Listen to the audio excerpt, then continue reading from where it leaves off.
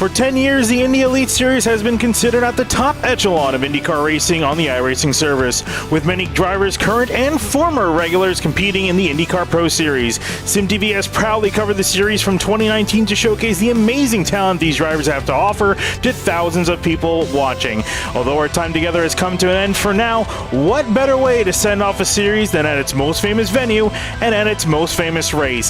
This is the 10th annual 2025 edition of the Indianapolis 500, presented by Catalyst317. My name is Finidi Kuna, and not as always, I do not have Connor Horn with me tonight. Unfortunately, he's feeling a little bit sick and under the weather, but I have Gary Guzzo with me in the booth. Gary, I'm glad for you to join me for this fantastic race. Hey, I'm glad to be here, and as I was telling you in the pre-show, I hold the Indy Elite Series in very high regard. This is one of the premier, if not the premier series on all the service. So it is sad to see it go, but we're going to set it out with a bang, and even more with a bang. I've always wanted to broadcast one of these races with you guys, and you got me here under the gun. So I'm happy to bring the IndyCar knowledge to the broadcast and send this series off into the sunset in a good sunset ride as it properly deserves. Absolutely, and we got practice just about warming up in just a couple moments time, but we don't have qualifying coming up in a little bit because we're going to be going straight to the race, straight to the action. The grid has already been sent. We are 30 cars strong here, and drivers are already just wrapping up practice here on the racetrack, and many drivers from over the years have returned to take part in this race, and for anything, it's fantastic warm-up as we're just about to start heading into the month of May. I am excited to get this underway, looking at the conditions out there and just looking how this warm-up has been for a lot of these drivers. I think the racing is going to be pretty close, but it's open setup, so there's always little secrets out there in the special sauce that some of these drivers have that maybe they're not showing right now, and then they'll slap that special setup on right before the race starts, and then all of a sudden we'll start seeing those cars take off. Who knows? So sometimes it's a tough time to kind of gauge how the race is going to be in practice, because we know these guys all have a little extra something that they're hiding. But right now it looks pretty exciting, and let's see what happens when this 4 minutes is up and we get ready to take the green flag for the final time. Indeed, and of course, even with the series coming in and this being the final race, there is a points battle ready to take part. It's close up at the top. Jacob Oster, after losing out on a couple crucial points in the later part of the season, it's allowed just for Orman to catch up. There's Jacob Oster sitting in the pits. Orman currently second on the timesheets at the moment. And actually trying to see if we can find him out here on the racetrack at the moment as well. There he is on the racetrack in the number 4 machine. Beautiful livery on that machine, looking to see if he can chase down. He's just 30 points behind. Normally in a regular season's race, I say it might be a little bit more out of the picture, but of course with this being a Triple Crown event, it's 1.5 times points, so extra points on the line for these drivers. So he's not only just chasing for an Indy 500 title, he's looking for a championship as well. Hey, what a way to go out, winning the 500 and the championship. That's the way to do it. Yeah, what a way to go for him indeed. And Adam Blocker, a driver who's won this race a couple times in the past. He's sitting on pit road, currently third fastest on the racetrack. Pedro Blevel there in fourth. Mark Murphy in the 69. And also another driver returning, Henry Bennett. Just got a glimpse of him for a second. There he is in the beautiful British green 007 machine, racing from the UK, joining us once more for this series. Another couple drivers haven't seen in a while. Craig Forsyth out there in the 99 machine. Hamilton Nakaweze here. We have pretty much the best of the best, the creme de la creme in this series taking part. And then also have to mention too, Robert Malechka, another former winner in this series. So a fantastic stacked grid. I cannot wait to see these guys get at it, because it's going to be essentially it's going to be a brawl for 200 laps.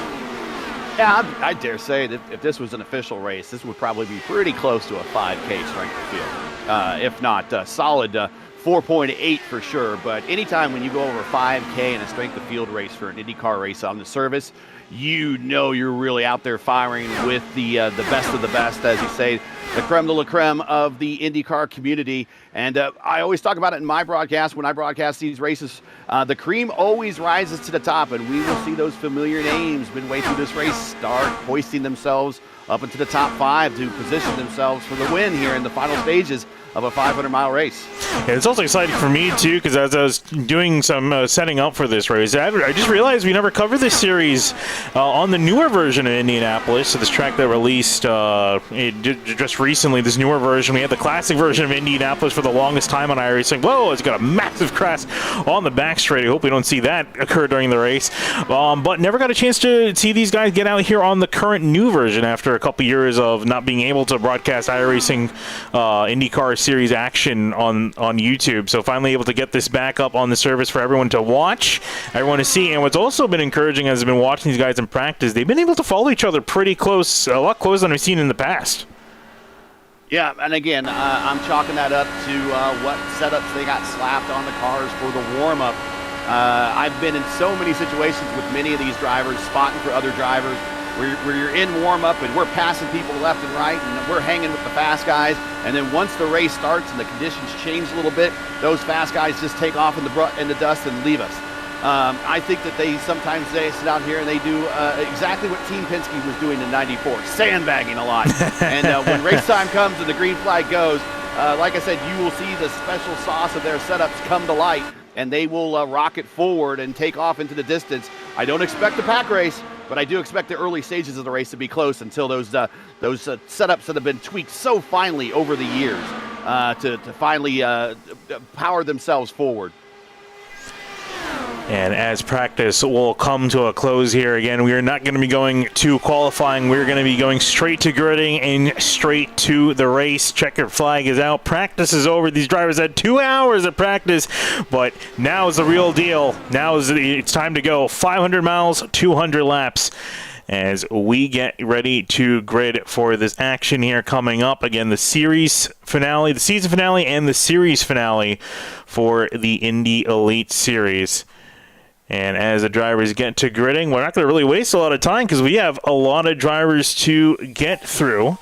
So let's go through your starting lineup, starting on pole position for the 10th edition of the Indianapolis 500 presented by Catalyst317. It's going to be Hamilton Akabueze in the number 7 machine. Line up next to him, Jason Brophy in the number 44 in second place.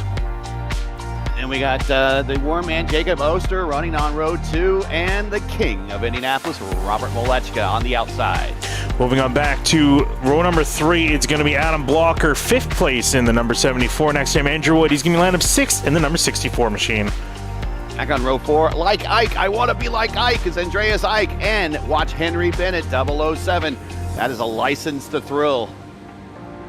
And moving on back to 9th place, Andrew Kinsella, fastest in practice. We'll see if he can move his way fastest of the grid. Starting in 9th in the number 14. Next to him, Rayshaw Craig in the number 21, line up in 10th. In row 6 is my man, Jesper Orman. And like I always say, you can't have an Indy 500 without an AJ in the lineup. AJ Musselman on the outside of row 6. Moving on back, Christian Hilgard in the number 13th position. He's be rolling off in 5 car. Next to him, Seb Alexander, 14th in the 49 machine. Back on row 8, 2 guys with a ton of experience in these cars. Andrew Marquez on the inside, and my man Craig Forsyth, the Canadian, on the outside of row 8. Moving on back to 17th, Mark Murphy's lineup in the number 69 machine. Next to him, the 00, David Adams, rolling off in 18th. It's the host with the most, the boss of the league, Joe Branch, back on row 10. Next to Pedro Bibel, back on the outside of row 10. Back in row 11, it's going to be Chris Stouffer in the 13 car. Tony Schau next to him in 31, lineup in 21st. Sorry, 22nd. Back on row 12, we got Holgate and Hugo Gallas on the outside. Moving on back, 25th, Wayne Hunter, lineup in the 82 machine. Next to him, Paolo Vinicius, number 42 machine, lineup in 26th. Back on row 14, we got Pim Van Gastel on the inside, and Kitchell in the yellow submarine. You know what I'm going to be talking about that at some point during the race on the outside. Back and rounding out our final row, row 15, Gary Lovren in the 29th position, 34 car. Next to Matt Taylor in the number 8. Line up in 30th. Well, we don't got a lot of time. Pace car working to turns 3 and turns 4. We'll take a quick look at our weather. It's 76 degrees in the air, 109 degrees on the track. We'll see how it changes because we got a lot of racing left to go. It'll be 500 miles left to go, 200 laps on the clock. The final race of season 11 for the Indy Elite Series, and of course the final race of the series as a whole. All the names, all the stars getting ready to go, lined up, pacing down the front stretch.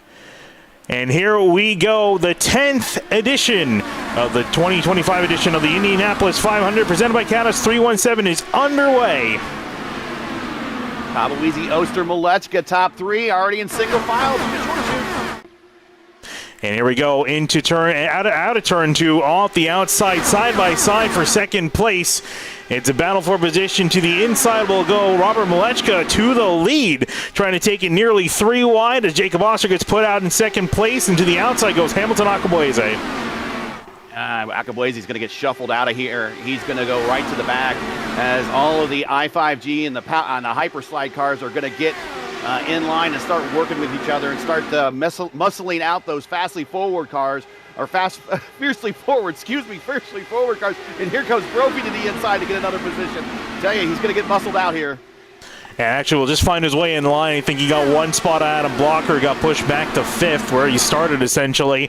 But a lot of guys, I noticed a lot of guys not snaking down the front straightaway. There they go, following in tow behind Robert Malechka, leading him on down. It's a long race to be starting to snake this early, but you know, sometimes that's what you need to do, a little bit to help to break the draft, but still we got another 198 laps of this. Plenty of racing left to go. Malechka down low to the wall. So Jacob Oster catching up a lot. Whoa, there we go in the background. Out of blocker. Big move to the outside, and we'll get around the 44 Brophy. And Malechka up 3 spots already. He's your biggest mover of the race. Chris Stouffer up 4 spots. He's actually your biggest mover of the race. A little further on back. Yeah, and still very close in the back of the field here. Here's Jesper Orman, our points leader. Sorry, not a points leader. Catching up to the points leader in 9th, trying to chase down Oster, who's in the lead and actually just took the lead away from Robert Malechka. I thought Malechka would hold on to it for a little bit longer, but Oster to the point.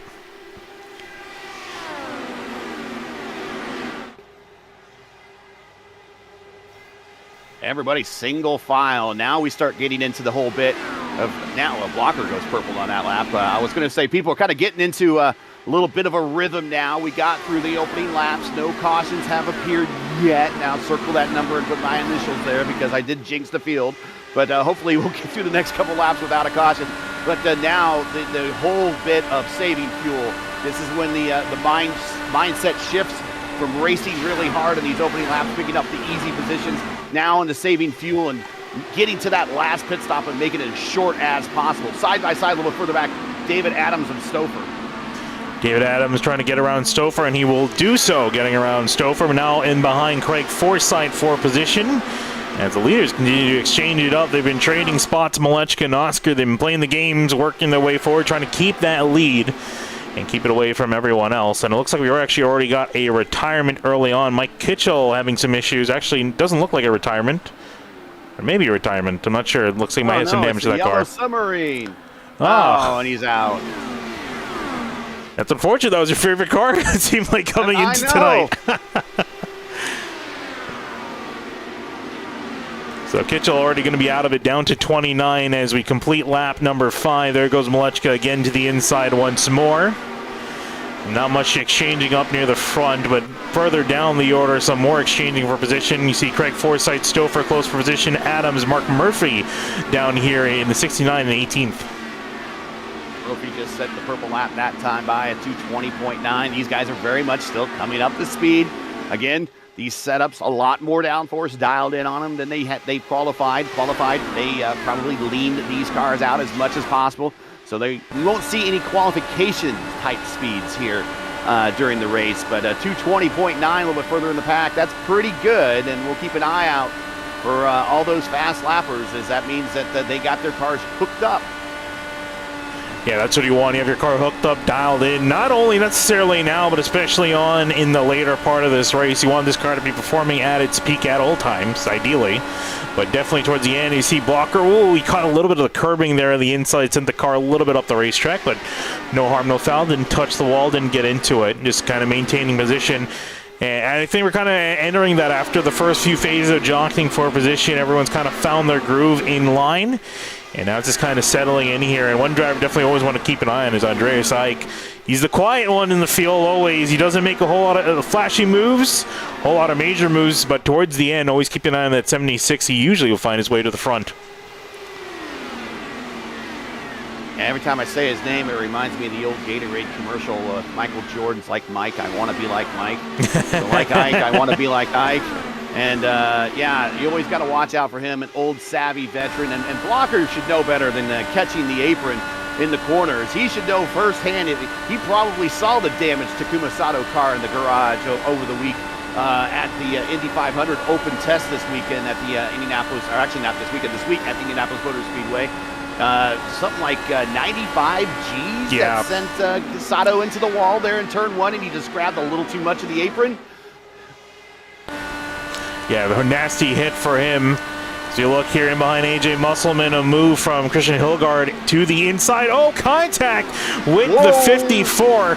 They will save it, and it looks like. Lift, and we're going to bind up behind him. Forsythe's going to go on the outside. He might not know, or maybe got a glimpse of what's happening as AJ's trying to come back up to speed, but he's going to get freight trained by two of the 4D cars, and he's going to get back in line. But he had to take a big lift, and that caused him a lot of momentum, and now they're stacked up behind him. Take a look and see what happened there. That was almost a major incident. Surprised that wasn't anything more. Fantastic work saving that for the 54, and just the 5 went to the inside, got tight. You see the 54, small corrections to the wheel, is able to save that thing. He made that look easy. Yeah, that's what happens is down low and you have a car in front of you, you get that dirty air they're producing. It doesn't give you the air that you're used to on those front wings to give the downforce, so you're going to push out of the corner. And if you have a car on your outside, and now we're 10 laps into a run, so we're a third of the way through, and the usefulness and the good stickiness of these tires is good, well, and done. Track temp is 113. You're going to start sliding up. So being on the inside to make a pass, really, you want to be completing your pass when you're in the middle of the turn. You don't want to be really side by side in the middle of the turn. So avoid a disaster there. We remain green and decent spread in the field. As we look further down the order, a couple of drivers see jockeying for position. That is Mark Murphy making a move to the inside of David Adams, and he will do so. Up one more spot. Actually, that puts Mark Murphy back where he started in 17th. Christian Hilgard not getting any negative impacts from that impact that he had a lap or so ago, just set the purple lap. Yeah, typically you don't take stock car racing to IndyCar racing. You don't try to move people out of the way because effectively that damages your car. Whoa! Andrew Cancelas! Four going up to the wall. And caution will fly. No one else involved.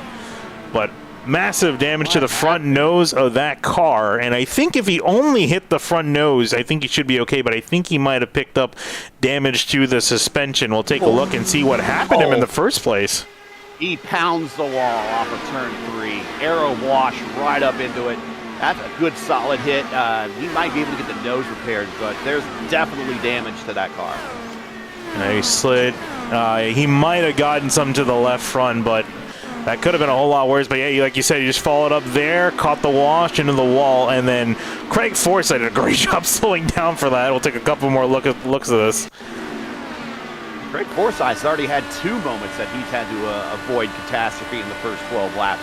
He's got to be counting his blessings at this point. But now we got an interesting bit of who's going to come to pit road, because it's still a little early for the first window to be open by about 8 laps. Yeah, and that's going to be the issue, right? And, do you pit to pit or not to pit?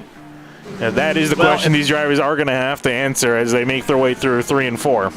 If I'm the leaders, I'm not pitting. So Oster, Malechka, Akabuezi, Blocker, Brophy, Wood, Bennett, Ike.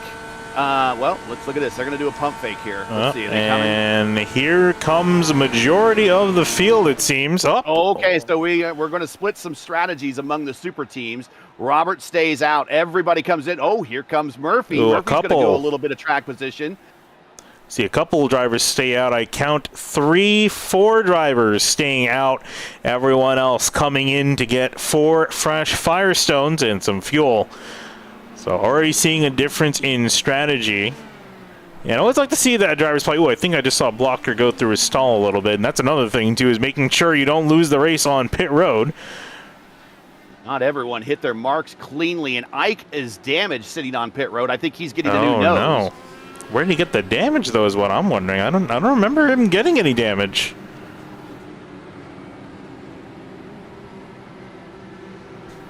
Yeah, it looks like he's repaired it for now. So whatever damage he did have, he got it repaired at the cost of 13 positions. He and Bennett somehow.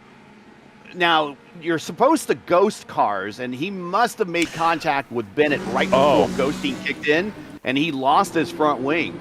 Now, I wonder if there's any damage on Bennett's car for that matter now. Let's take a look. So this is coming in, I think, into the pits right. Oh, right there. Oh, yeah, that is interesting. Because normally, that doesn't do anything. Bennett's car looks okay. I don't see any damage or any scuffs to the rear wing of his car.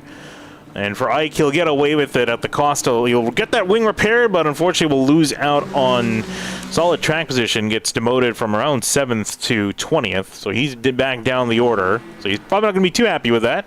As Malechka... Is he? No way. Is he coming in? Interesting. Maybe he was out there. Is there a bonus point for leading the lap? There is, and he, to his credit... Actually, no, Malechka is not in the championship fight. So he's just fighting as a one-off, so... He's already led a couple laps. Yeah, not sure why he decided to stay out. Maybe he just thought better of it, or maybe he knows his buddies have all gone to the back, so he'll just link up with them. So the big winner out of this is going to be Merv. Now, these guys made me look dumb just a second ago because I thought they would all stay out and just go longer or try to go longer into the first stint. But Murph, Bleibel, and Taylor are the ones that are going to take the gamble, and Taylor's the one that if I was in his shoes, I would 100% would have stayed out. He went from 30th all the way up to 3rd. And taking a look, you can see there on the left-hand side, you can take a look and see all the drivers that have yet to pit. And that's your top 3 there, Mark Murphy, Pedro Bleibel, and Matt Taylor. Everyone else has come in to get fresh tires. And we'll see how it works. Usually that fresh tire is very good, especially on the restarts. We saw it was very chaotic on the starts for these drivers when they're all close together. And that definitely helps navigate the dirty air when you're trying to make a move. So we'll see if Oster, Akweza, and Wood can use that to their advantage, and especially Wood. Andrew Wood also up here near the front of the field. He's not had the best of seasons for the regular season. Performed very well at the last race at Long Beach and looking pretty good here in Indianapolis so far. So we'll see if he can make something out of this race with still a long ways to go. First caution off and away in the books. And we get ready for the first restart of the race here coming to lap 15. The pace car off the pit lane, and Mark Murphy in control of this field, and we know the 69, he's a quick car. What can he do here being offset on the strategy? Got a little bit of a buffer to Pedro Bleibel, Matt Taylor behind him. Off and away he will go. We are back green here in Indianapolis. So we would expect to see Mark and Pedro and Matt probably now in closer to lap 40 or so before they make their first starts, or for their first pit stop, excuse me. And for Oakster and everyone else on back, it kind of restarts the count for them. So we expect to see them in about 30 laps from now. So 45-ish or so, give or take. My math is not the greatest. But anyways, there we go. We're battling already for position for 3rd. So Oster around 1 of the 3 cars decided not to stop. Yeah, I imagine it should be fairly quick work, but easier said than done. We'll see what he can do. Already passed 1 car, Matt Taylor. Hamilton Akweza now ready to take point, trying to make a move on Matt Taylor. Will not do so into turn 1. Will stay in behind Oster. Also not able to get up a run on Pedro Bleibel as Mark Murphy tries to set off into the distance away from the rest of the field. And it's kind of showing you what the value of track position is versus new tires. It doesn't seem that new tires are really paying off for those that are running down, Mark. But then again, we're in that portion of the race where fuel mileage is the number 1 concern, not necessarily speed.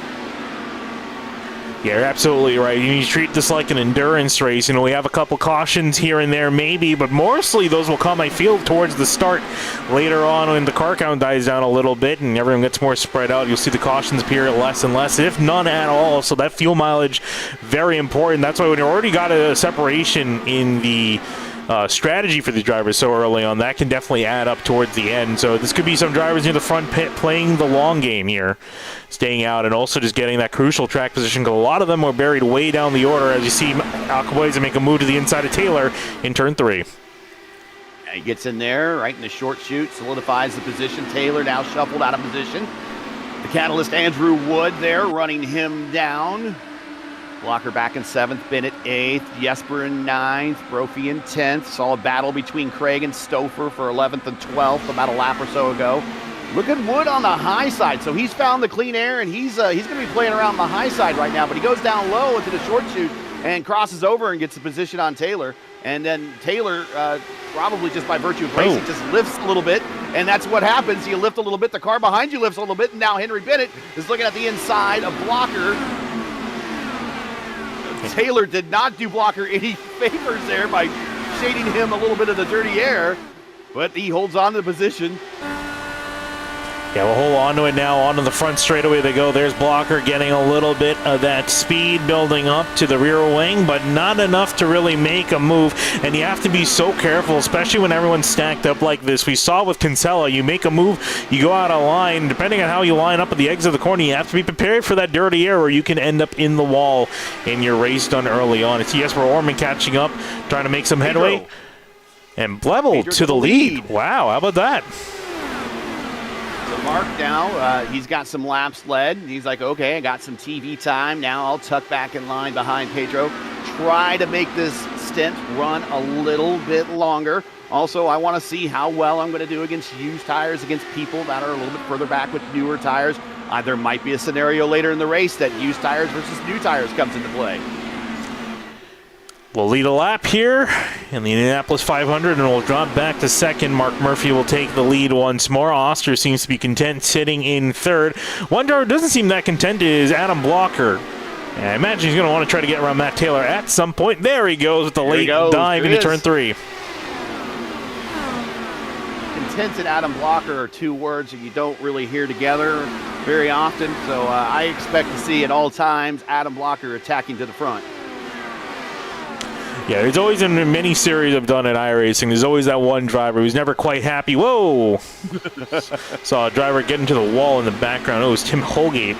And he will immediately dive to pit lane, and it looks like he might be pulling it off for the race. That's unfortunate. Looks like we might have another retiree. This is what happened out of turn 4. See Stouffer get around Craig for 11th. So Stouffer now up 10 spots and on the verge of breaking into the top 10. He's won the first 2 races in the ISRA IndyCar series, or their open wheel series on Monday nights that I get to broadcast over on my channel. So he's a bit of a man on the roll. He's won the opening 2 races for that season, and so I expect to see him on the move here in the Elite Series as well. Yeah, running solidly just outside the top 10. And looking to see if he can move forward. And again, once you're kind of in around the top 10, 15th, that's a decent place to be. You know, some drivers may argue with that. Again, we're just talking about Adam Blocker never being content. But just being in that leading group, that main pack up near the front, I think is definitely the main goal for the earlier part of this race. As long as you're sticking within a couple seconds of the leader, you're doing a good job for yourself for the later part on. The main thing is, and as you talked about before, you know, this being an open setup series, once we get into the longer part, the long haul, that's when you're going to really want to make sure you got your setup dialed in, you are ready to go, and keep staying with the leaders. Now there's a man in IndyCar history that made a living of starting Indianapolis 500 pretty far. Ooh, as Murphy blinks out, now he comes back in. Starting Indy 500 up front an awful lot, and then fading in the back, and then when the time came, when push came to shove towards the end of the race, he was always there for the win, and that name is Rick Mears. So it doesn't matter where you start. In fact, it doesn't matter how well you start when you start. It just matters that you're there at the finish. And if you're there at the finish, you too could have 4 Indy 500. Field working their way out of turn 4 to the start-finish line. Will complete lap 23. Yeah, the field actually looking a little bit closer than they were on the initial part of the run. Everyone's running just a little hair closer together. And speaking closer together, there's a man making a move in the background, Robert Malechka. We saw him dive to pit road. And the second time around under caution, put him way down the order, but he is already making up some decent ground through the field. And I imagine the move would be to potentially top off on fuel. So obviously we have no idea how that's going to play out for him in the long haul, but they'll only find out at the end. But he's looking pretty quick to the outside of Marquez late in turn 3. Yeah, he's running the high line because there's no one running the high line in front of him. That's where you want to be. You want to be where that clean air is. You don't want to be caught up. We saw what happened to Kinsella. You want to avoid that dirty air as much as possible. That's where you're going to make the speed. That's where you're going to make the moves. There he goes once more around the outside of David Adams. It also just shows how much grip that car has, that he can just hang that car out there. He doesn't have to lift up a little bit just to make sure he makes the corner. He can hang it out there and make the corner with speed. And you also got to realize the caliber of racers that are in this lineup. This isn't an open lobby. This isn't necessarily a top split race where half might be for the community. Is he making a pass on AJ right there doing the same thing? I mean, he looks like Newgarden for the last 2 years, just ripping everybody on the high side at Indianapolis. But he's got a lot of faith in the drivers that he's racing with here based off their own reputations, that he could go on the high side and they will expect to see him there and not slam the door and put them both into the wall up into the short chute. Yeah, that's another thing that comes with IndyCar racing. A lot of trust is involved because, like you mentioned, one wrong move, one misstep, you send it in a little bit too hard. Well, you're not going to end potentially your race. You're going to end the driver trying to make a pass on, and maybe some other poor soul in behind you ruin their race as well. So a lot of trust, a lot of faith that you're going to both make the corner, give each other some room, but also race hard. And that's definitely part of the action. And one driver who's looking to race hard is Adam Blocker here with a great run out of turn 4. And he is looking, actually, he will sit in behind Andrew Wood for now. Yeah, they're teammates, so they're going to work with one another right now, maybe help each other save a little fuel. You see Wood go high, getting that cleaner air, giving the bottom to his teammate. Yeah, battle for position back here. Seb Alexander, Christian Hillgard. We saw Hillgard get into AJ Musselman early on. Still looking good. Running in 13th effectively where he started. So technically hasn't made forward progress. But here comes Seb Alexander trying to change that and put him back one spot. Up to the inside, looking to go from the penalty box up to 13th position. Right behind him, Malechka and Forsyth side by side. Malechka gets the shot going through the short chute into 4. Yeah, not too surprised they're even seeing that 91 make steady forward progress to the front of the field, effectively making that pit stop. With that late pit stop, he's going to basically get some fuel and then get back out there and join near the front of the order. 91, huh? Interesting number choice. It would be the first time 91 has won the Indy 500. Hoping for a little bit of luck. It's not the first time he's won in this series with the 91 on board, so definitely has some luck with that number. Looking to see if he can get lucky once more. That was Buddy Lazier's number, 96, when he won 91. Well, we are 28 laps into the top 2 leaders split, or their stint, excuse me.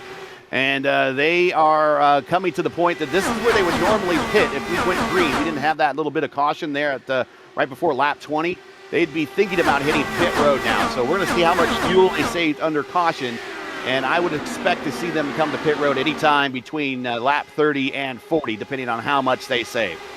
Jason Brophy moved to the inside of Henry Bennett and will make the move and just slot himself in between himself and Jesper Orman in the number 4 machine. A bit of a Brazilian slide up in front of Henry.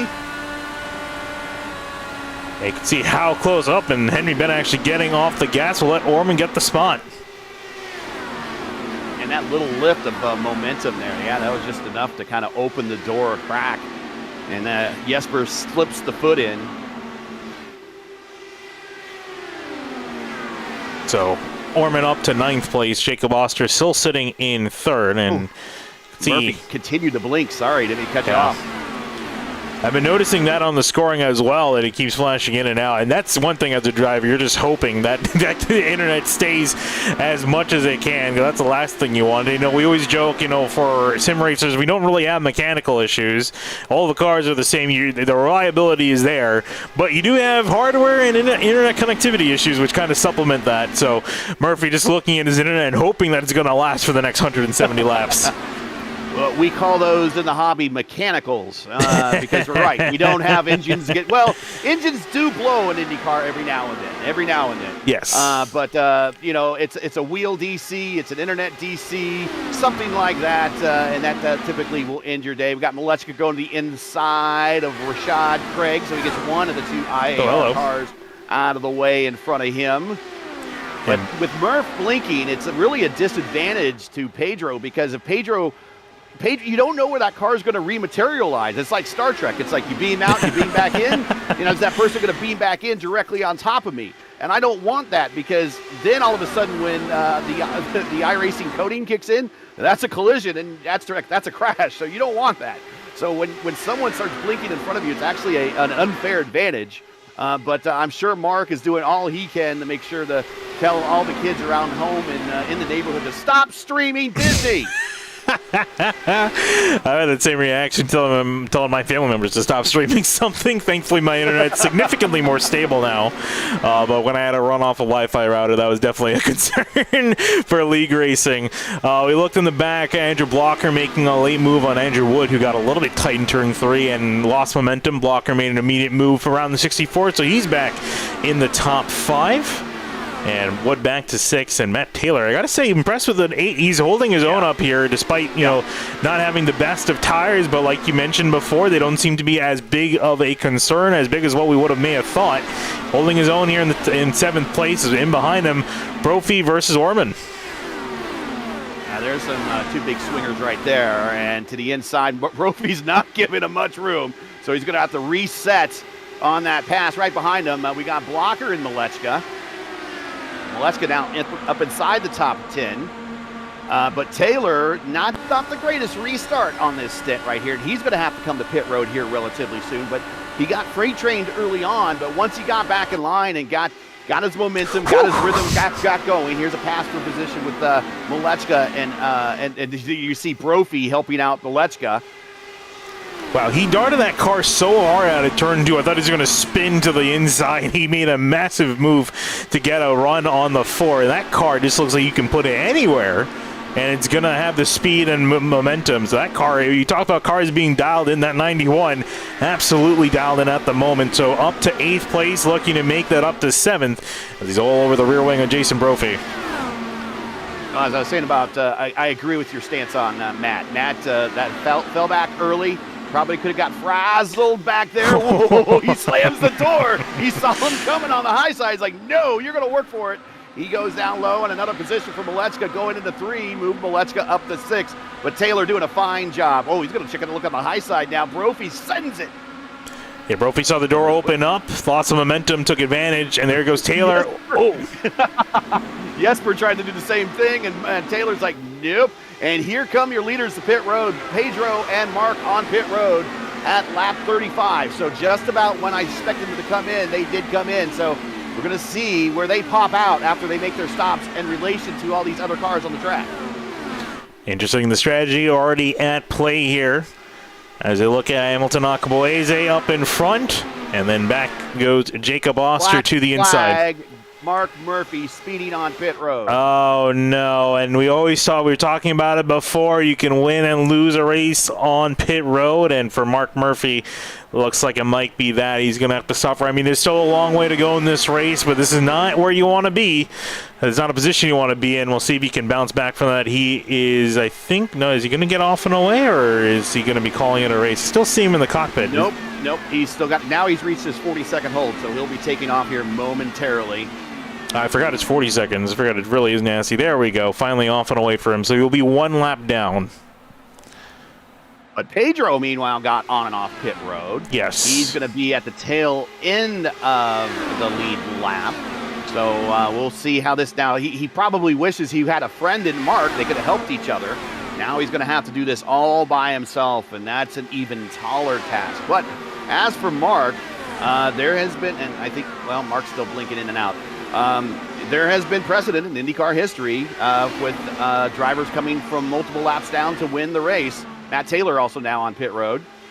Jacques Villeneuve went 2 laps down in 95 to come back and win the race. So if Jacques can do it and Mark catches a few lucky breaks, maybe Mark can do it. Yeah, that's definitely going to have some lucky breaks come his way to make up a lap. That's a lot, especially in this competitive era of IndyCar racing. And speaking competitive, 3 wide into turn 3, and a blocker will take the lead. And here comes Malechko. Where did he come from? Way back in the back. I didn't expect him to be up here. I thought he would have still been a little bit further back, at least behind Wood, but he snuck up here while we were looking at pit stops occur for the 3 drivers that stayed out. And there he is, immediately looking to take the lead. How about that? This is just a pre-race to the main event later this month or later next month for him. He is the defending champion of the big broadcast, the open and the fixed Indy 500s. He swept the month of May last year, back when we got the license back and we could have our Indy 500s again. Thank you very much, IndyCar. Thank you very much, iRacing. And he swept the month, so this is kind of a warm-up for him. And I could already tell, at least on the open side of things, he is pretty well hooked up. On the fixed side of things, well, anything can happen in a fixed race. Looking to see these two duel it out, Malechko versus Blocker versus Oster. That's a fantastic fight waiting to happen, with still 160 laps left before we can see the conclusion of that fight. And you mentioned before you actually see them in the end of some of the shots. Wood, big time in the wall off of 2. There he is to the bottom. Looks like he's out of the trouble for now, but I think might have some damage. I mentioned he's in the wall, and he's keeping it slow on the inside, trying to make it around. Yeah, that car does not want to turn very well, or wants to turn more than it really he wants it to turn right now. It looks very loose, but he's coming to pit road. iRacing forgave him a little bit. He did have a wobbly, let's see, the right front after he smacked the wall, but it snapped back into place for him. So, well, iRacing forgave him that much. I don't think it's going to forgive him for the rest of the impact. Oh, caught the concrete curbing, and then, oh, that was a major hit. Whoa, and then Orban almost caught and went into the rear end of him. That would have definitely been the caution right there. He's right at the 100-mile mark, too. I mean, that's your day's just starting for that to happen. And here's Jesper Orman's point of view here, looking at what happened to Andrew. When you see right there, lost the traction up the hill, and then thought he can go low, and whoa, that last-second juke to keep him out of harm's way. Unfortunate for Andrew Wood, was running really well. I jinxed him. I said he was running well earlier on. That commentator's curse, man. It always catches up to people. And I feel so bad because I do feel like it actually does something to them. But I did it to a competitor on Saturday. He had 30 laps to go. He was dominating the race. I gave him the race. And a lap or 2 later, he smacks it in the wall off of turn 2 and ends his day and gives the win to Murphy. I always hate to see it, unfortunate for that. But for Andrew Wood, looks like he will end his day in pit road. I'm not sure we'll be able to really get that repaired in time to get that back out and be competitive. We'll see. We'll keep an eye on him. And actually, as Mark Murphy comes out, actually showing Mark Murphy 2 laps down for me. Yeah, I see him 2 laps down. It's unfortunate. I thought he would only be 1 lap, but it looks like it's gone down 2 for him. So that's going to be a little bit of a bigger hole to come out. But like we said Jill Villeneuve, right?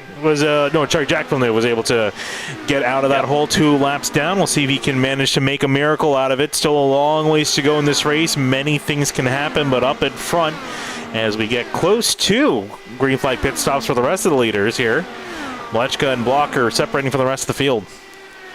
Yeah, there's a driver in this lineup that I've seen take a 500-mile win going 2 laps down.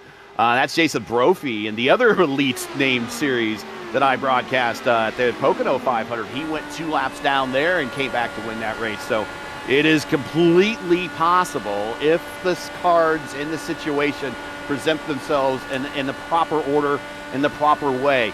But right now, it's going to be a mighty tall order for Mark to get back in this into this battle right now. Keep an eye on Jason Brophy. Has lost the leaders just a hair, and they're still in his view as he works his way through turns 4, but keeping his distance. Oh, okay. So we got Matt and Pedro now together. Those 2 guys are on the same strategy. That's good for Pedro because Pedro for a while was by himself. So Pedro could get in line. He can work with Matt, and those 2 can work together. Thing is, until we get another caution or the strategies change, they're going to have to be buddies for the rest of this race. And look who's behind them. Robert Malechko looking to see if he can get past, although I'm not sure how much that's the Jaws theme they hear behind them. That's Malechko coming sneaking up on you. Yeah, I'm curious if he is going to try to get past them or maybe just sit in behind because, like we mentioned, pit stops looming for the leaders. Well, this is a good thing for Malechka too, because when you're out up front, of course, you're punching the hole in the air. In this case, he has 2 lap cars or cars about to be lapped in front of him, poking the hole in the air. So he could just ride this out. And if he and Blocker have come to an agreement that we're just going to run this as is to our next pit stop, and we're just going to use these 2 in front of us to kind of help pull ourselves away from 3rd and 4th and 4th and 5th, they might just stay in line and try to save fuel and make this last run go as deep as possible, or make this current run go as deep as possible. They're both 32 laps into this stint. Well, actually, remember, Robert came a lap later than everyone. There he goes. So he's 32, and here he is. Well, I was wrong, but he's right about the point where we expect him to come in, right around that 30 lap mark. So Blocker stays out. He's been following more than he's been leading, so that explains why he's staying out. A lot of drivers coming on down. Robert Malechka, Chris Stouffer, Hugo Galaz, Gary Lover, and Pim Van Gastel will all make a trip down to pit lane this lap. So getting ready to see green flag pit stops. The doors have opened wide as Adam Blocker in behind the 2 lap drivers trying to stay on the lead lap, as we saw Pedro Blebel get awfully close to the wall. And Blocker will stay out 1 more lap with Jacob Oster and the rest of the front few drivers. Seb Alexander will come on down with Henry Bennett, and that will also be Jason Brophy in front of them.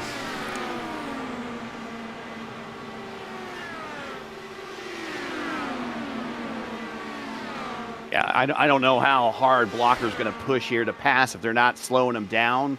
Although he's going to take a peek and use the draft, a little bit of Pedro to kind of pull himself forward.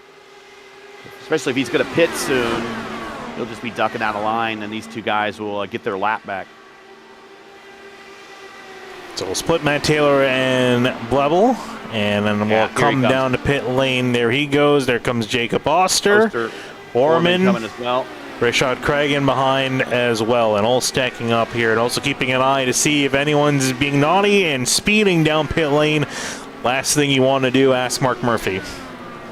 I do not see any Scott Dixon moments on pit road yet, so no black flags. Bennett making his stop coming off of pit road. And the big thing too is not sliding through your stall, which we saw a couple drivers, I think, including Blocker, under caution. Whoa! Matt Taylor in the wall a little bit just in front of the current race leader, Hamilton Akabueze.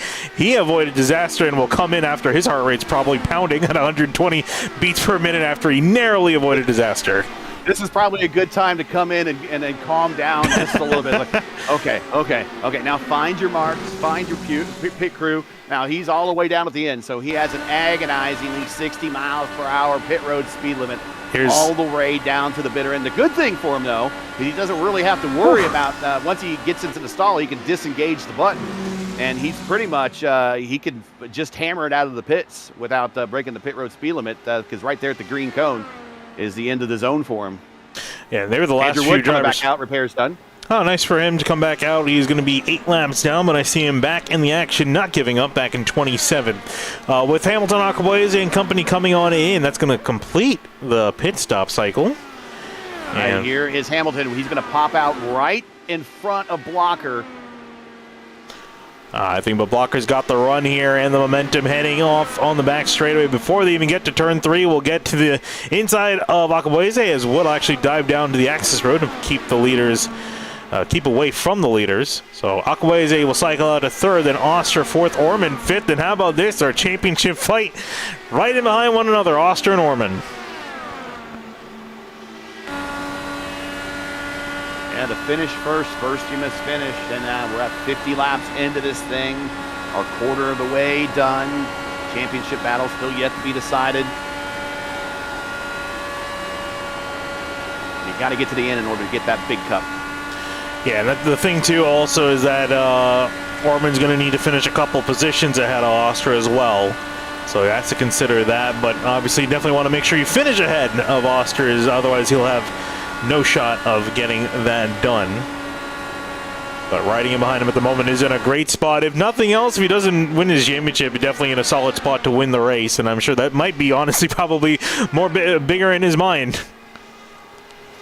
Stouffer got around Brophy, and he's now up to 6. He's up 15 spots. Now they're kind of working together a little bit, swapping back and forth the draft to try to run down the group in front of them. There they go to the swap once more. Brophy out in front, and now Stouffer will come back to the inside. They're trying to swap to catch back up to the leaders, who are also swapping themselves. Adam Blocker and Robert Malechka up here. A lot of wins between these two. A lot of wins at the officials, a lot of wins in leagues, a lot of wins at the Lionheart level. These guys are two longtime community IndyCar jockey pros. Yeah, as you mentioned, very familiar names in the IndyCar scene on iRacing. And no matter what they can do, can never quite get past one another. They always find themselves competing up near the top of the order. And got a long ways to go. They need to work together because they are 2.7 seconds behind that first 5. So they're out of the draft envelope. So they don't have the aid of the draft to kind of pull them back into that battle. So what they need to do is they need to work together and try to be faster to run that group down now. It doesn't seem to be ticking down that way for them right now. We'll watch and see if they get their acts in order. But they're doing this all unspoken. They know what each one needs to do in order to catch that lead group. So they're doing this all just, if there was a wink and a nod that you could do in a virtual race car, that's probably what they're doing. They're like, come on, man, let's work together. Let's try to run down this group. You can see the top 5 also very close together, all within 2 seconds of one another as they go. Another swap between Brophy and Stouffer as they attempt to catch up. And here's Pedro Blebel, after everything cycled out, appearing in 8th. And if in the grand scheme of things, this is so far working out pretty well. Again, we have to really check towards the end of the race. Once we look, you have to make sure you try to cut out a pit stop. That could potentially, if he's able to cut out a pit stop, could potentially help out the number 3, get a really solid finish. And again, playing the long game here. He's got Rayshad Craig and Christian Hilgard in behind him. And let's not forget about Matt Taylor. He's on that same strategy as Pedro, and he's only 3 positions behind.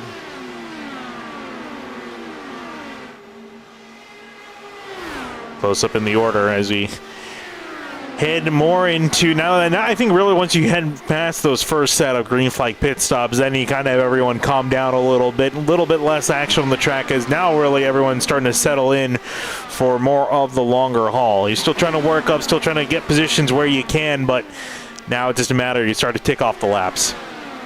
And this is the part of the race that if you ever go to the 500 and watch, you're on your feet for the first, 10, 25, 30 laps. And then at some point, everybody in the crowd just kind of unspoken, just kind of sits down, and the coolers start opening up, and that's when the sandwiches and the drinks, and this is when it becomes kind of the spectator sport. I call it the kind of the dog days of the race, where these guys are just making laps, making sure that they're hitting their marks, running the pace that they should be pacing, hitting the number they should be hitting, and just making it to the next pit stop, avoiding trouble, making it to the next pit stop. And each time improving all the while, so when that final pit stop comes around lap 170-ish, they're all set to go for a big sprint to the finish. And again, we always talk about finish first. You must first finish. And that's what a lot of these guys in the top 5 are doing, not necessarily making the moves, just keeping themselves up near the front in the running. And for Blocker and Malechka, just exchanging positions. And really to go over how much these guys have really dominated this series, and even this event in particular. Looking at the finish for last year, it was... had it for a second there and I lost it. There we go. Winner last year for 2024, Robert Malechka. Winner for 2023, Adam Blocker. Winner for 2022, Robert Malechka. So you can clearly see which names are up at the top. If they still keep the order going, should be Blocker winning this year. Look, Vinny, this surprises nobody in the community whatsoever. In fact, it would probably shock more people in the community if these guys managed to finish in the 20s somehow. But to see them up at the front, swapping the lead and being there at the end for the win, if it gives somebody a heart attack, it just means they have a bad heart attack. And actually, just double checking, because unfortunately we weren't able to cover the 2024 edition of this race. The gap at the finish for last year, it was Robert Malechka over Adam Blocker by 11 thousandths of a second. Yeah, close finishes are the call here, especially with many of these drivers up front. I called a race between Malechka and Brophy in the other Elite Racing Series, the Elite Racing League, and their Indy 500, and it was .004 of a second, the margin of victory. Between there was 3 drivers, but 2 of those drivers were Malechka and Brophy, and they were in that finish, and they didn't win. They actually finished 2nd and 3rd in that one. But still fighting near the top. No surprise. Can't escape one another, each other, no matter how hard they try. Just look at Christopher and Pedro Blebel, and they've not really been able to hook up and catch up to the leaders. That gap's been increasing more and more. Last time we looked at it, it's about 3 seconds, now 5.5. Yeah, it is growing to that gap, to that lead group. It's almost 4 seconds, but yeah, 5 seconds total back to the lead. So they're trying. They're giving it a good effort. Doing their best. I think what it's doing is it's helping them stay ahead of the group behind him a little bit. Pedro, he's all on another strategy, so I don't, if I'm racing around Pedro, I'm not really too concerned about him. But if I'm Rashad Craig, I'm working with Christian to try to do something here. Yeah, they're also trying to catch, like you mentioned, trying to catch up to the next group of drivers, being Brophy and Stouffer past Blebel, and I'm sure Blebel might not necessarily put up the biggest of fights. He might just let them on by and tuck in behind them. He's 25 laps into his current stint, so I expect to see Pedro come to pit road very shortly, probably in the next 5 laps, inside of 5 laps or so. Matt Taylor, 23 laps into his current stint. We probably see him in the next 7 to 10 laps. Matt Taylor back here, running in 11th. Pretty close with the 3 of Blebel, just a couple of positions down the order. Running solidly for himself. He started all the way back in 30th, so this is a great showing for him. He is the biggest mover of the race so far, plus 19 positions for the 8 machine, and holding station pretty well again, still off sequence. So I think in the grand scheme of things, could be at risk, may have to make another pit stop and be on par with everyone else. We'll have to kind of see again where that wraps up towards the end, but just trying to hit his marks at the moment. No driver has ever won from 33rd starting spot in the Indy 500, effectively where he started today in 30th. Farthest back that there's been a winner of the Indy 500 is 28th. Most notably, that was Ray Haroon, the first ever winner of the Indy 500. He started 28th and finished first in 1911. So it is possible. We've seen Tom Sneva come close. He finished second, starting 33rd. Scott Goodyear, most notable, started 33rd and finished second. Almost won the race in 92 against Allison Jr. Very, very close, but those are the most notable ones. Whoa! Stouffer around. I saw him sideways in turn 3. Hits the inside wall. Major damage, and the caution flag will fly. Goodness. Oh, loose on corner exit. It snaps. And I think a little bit that is just those two trying to run down that lead group and leaning on that right rear to get the cars to rotate more faster through the corner. And that's a broken car. That is day done for Stouffer. But it gives a little bit of a reprieve to the rest of the field who can run down the leaders. And now we're going to see everybody probably hit pit road. So those on the alternate strategy are now going to be back on the same strategy as the leaders. And that's what happened to Stouffer. And unfortunately, once you're in that slide, nothing you can really do. So Dave effectively over for the number 13. You look to be one of those drivers that was very quick out there. But you mentioned everyone now getting lined up and effectively set to go back on the same strategy. This is really great timing for Blebel and Matt Taylor, because if we, as we expect everyone to come back in, they're going to basically keep the positions they gained by staying out and be back on sequence with everyone. So this is a great timing for this caution for them.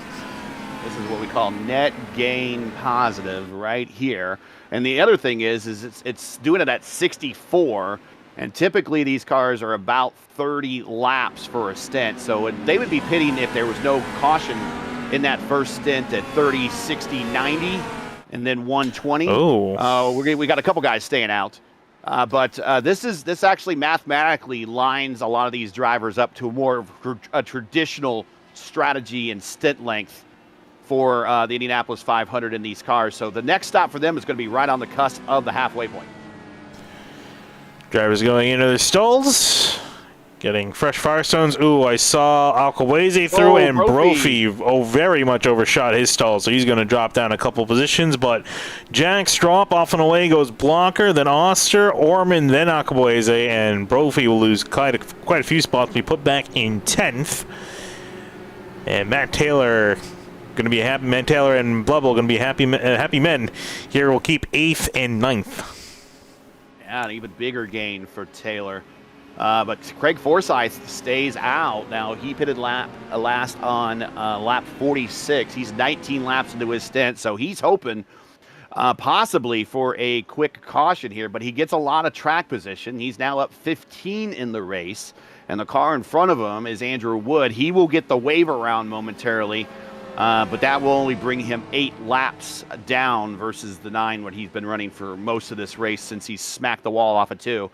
He'll get the wave around, but it will be Craig who will be bringing us back to green here in just a couple of laps. Mark Murphy back down on pit lane, in there for quite a while, actually, in there for almost a minute. I'm not sure he had to do something else. I don't remember this car getting any damage. And I remember he was running close to the front in midfield, had a speeding penalty, and unfortunately had to drop to the back of the pack, dropped 2 laps down, back 1 lap down, with the way things are cycling out. So 1 more lap to go, one lap that needs to recover, not out of the realm of possibility, still very much in this, just has to hang on here for, as we're pretty much effectively 1/3 of the way through this race here, as Forsyth will indeed stay out. He won't just come back in to pit lane. So he will stay the leader for the restart here and have a pack of hungry drivers in behind him. Murph taking a leisurely pit stop. He can do that because he's the only car 1 lap down, so he's not giving up positions. He will line up at the tail end of the field, so if something does happen on the restart, it will happen well in front of him. And then maybe, we look at the possibility of him staying out if other people come to pit road. We'll see later in the race, but still within the realm. But again, fast pit stops where he is in the lineup in the running order as it stands, only 1 lap down. No big deal. Take a look at the weather here. I haven't seen it since the start, as we're effectively about an hour into this race. Started around 12 o'clock noon. Track air temp 70-70, but the track temp has gone up. I want to say last time we saw it was 109. It's 117 at the moment. So track a little bit hotter, a little bit slicker. Really hotter. So drivers are definitely going to feel that, and they're waiting for the sun to start to set a little bit more, get a little bit cooler, but it's going to probably take a little bit of a while. And these guys put around at 230 miles an hour is definitely not going to bring it down much more, as you see them all on the high side getting ready to go back to 230 miles an hour. Changing the engine maps back to 1 after the fuel save under caution, resetting their tools so the car doesn't snap loose going into 1 until they get enough downforce and speed. Green flag, so they can reset their tools back to racing speed, racing formation. Forsyth's going to lead into 1. Oster taking a peek on the outside, gets back in line behind Blocker. And looking to see as they go out of turn 2 onto the back straightaway, does anyone make a move? Especially Blocker, can he make a move on Craig Forsyth? Does he have enough of the slipstream to make it work? He's getting there, he's closing, not quite there, but look at them all line nose to tail the top 5.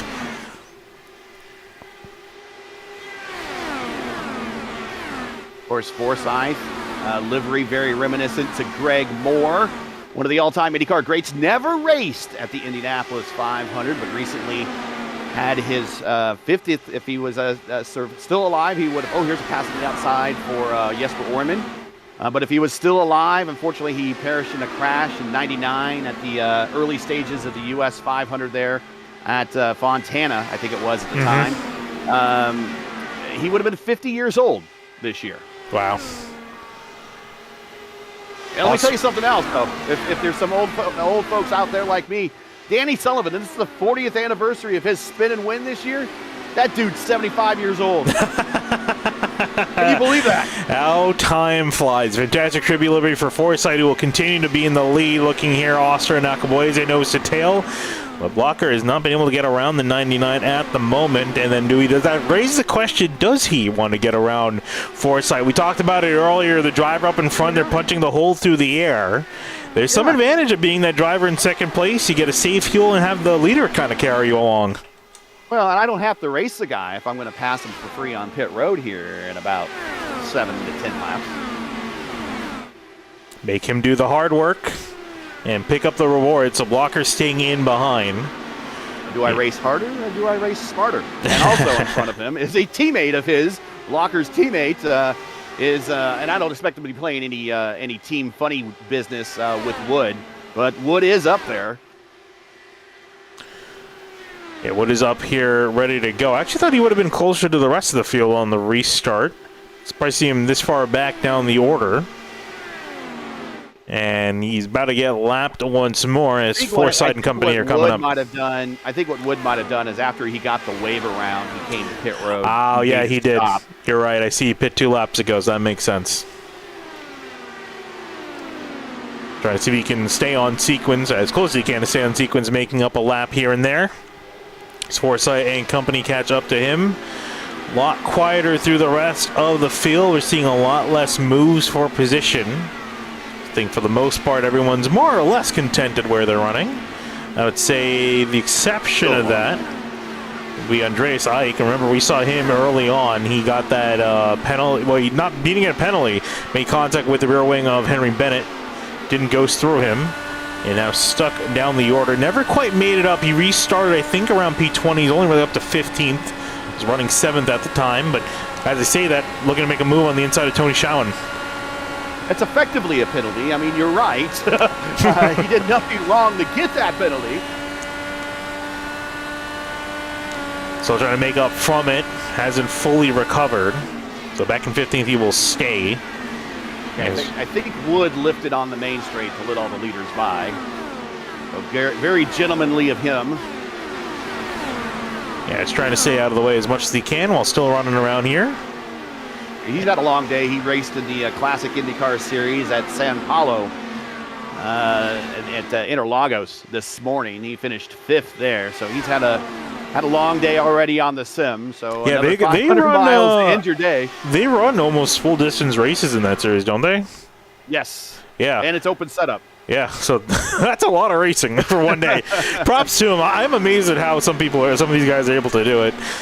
We're talking about before, I've done some long stints in the Rolex 24, and I feel exhausted, and some of these guys do that on a weekly basis. I need at least a week or two to recover fully from after doing that race, but some of these guys are absolute maniacs and ready to hop back in it on the sim. Speaking of hopping on it, here comes Adam Blocker catching to the rear wing, I should say, of Craig Forsythe.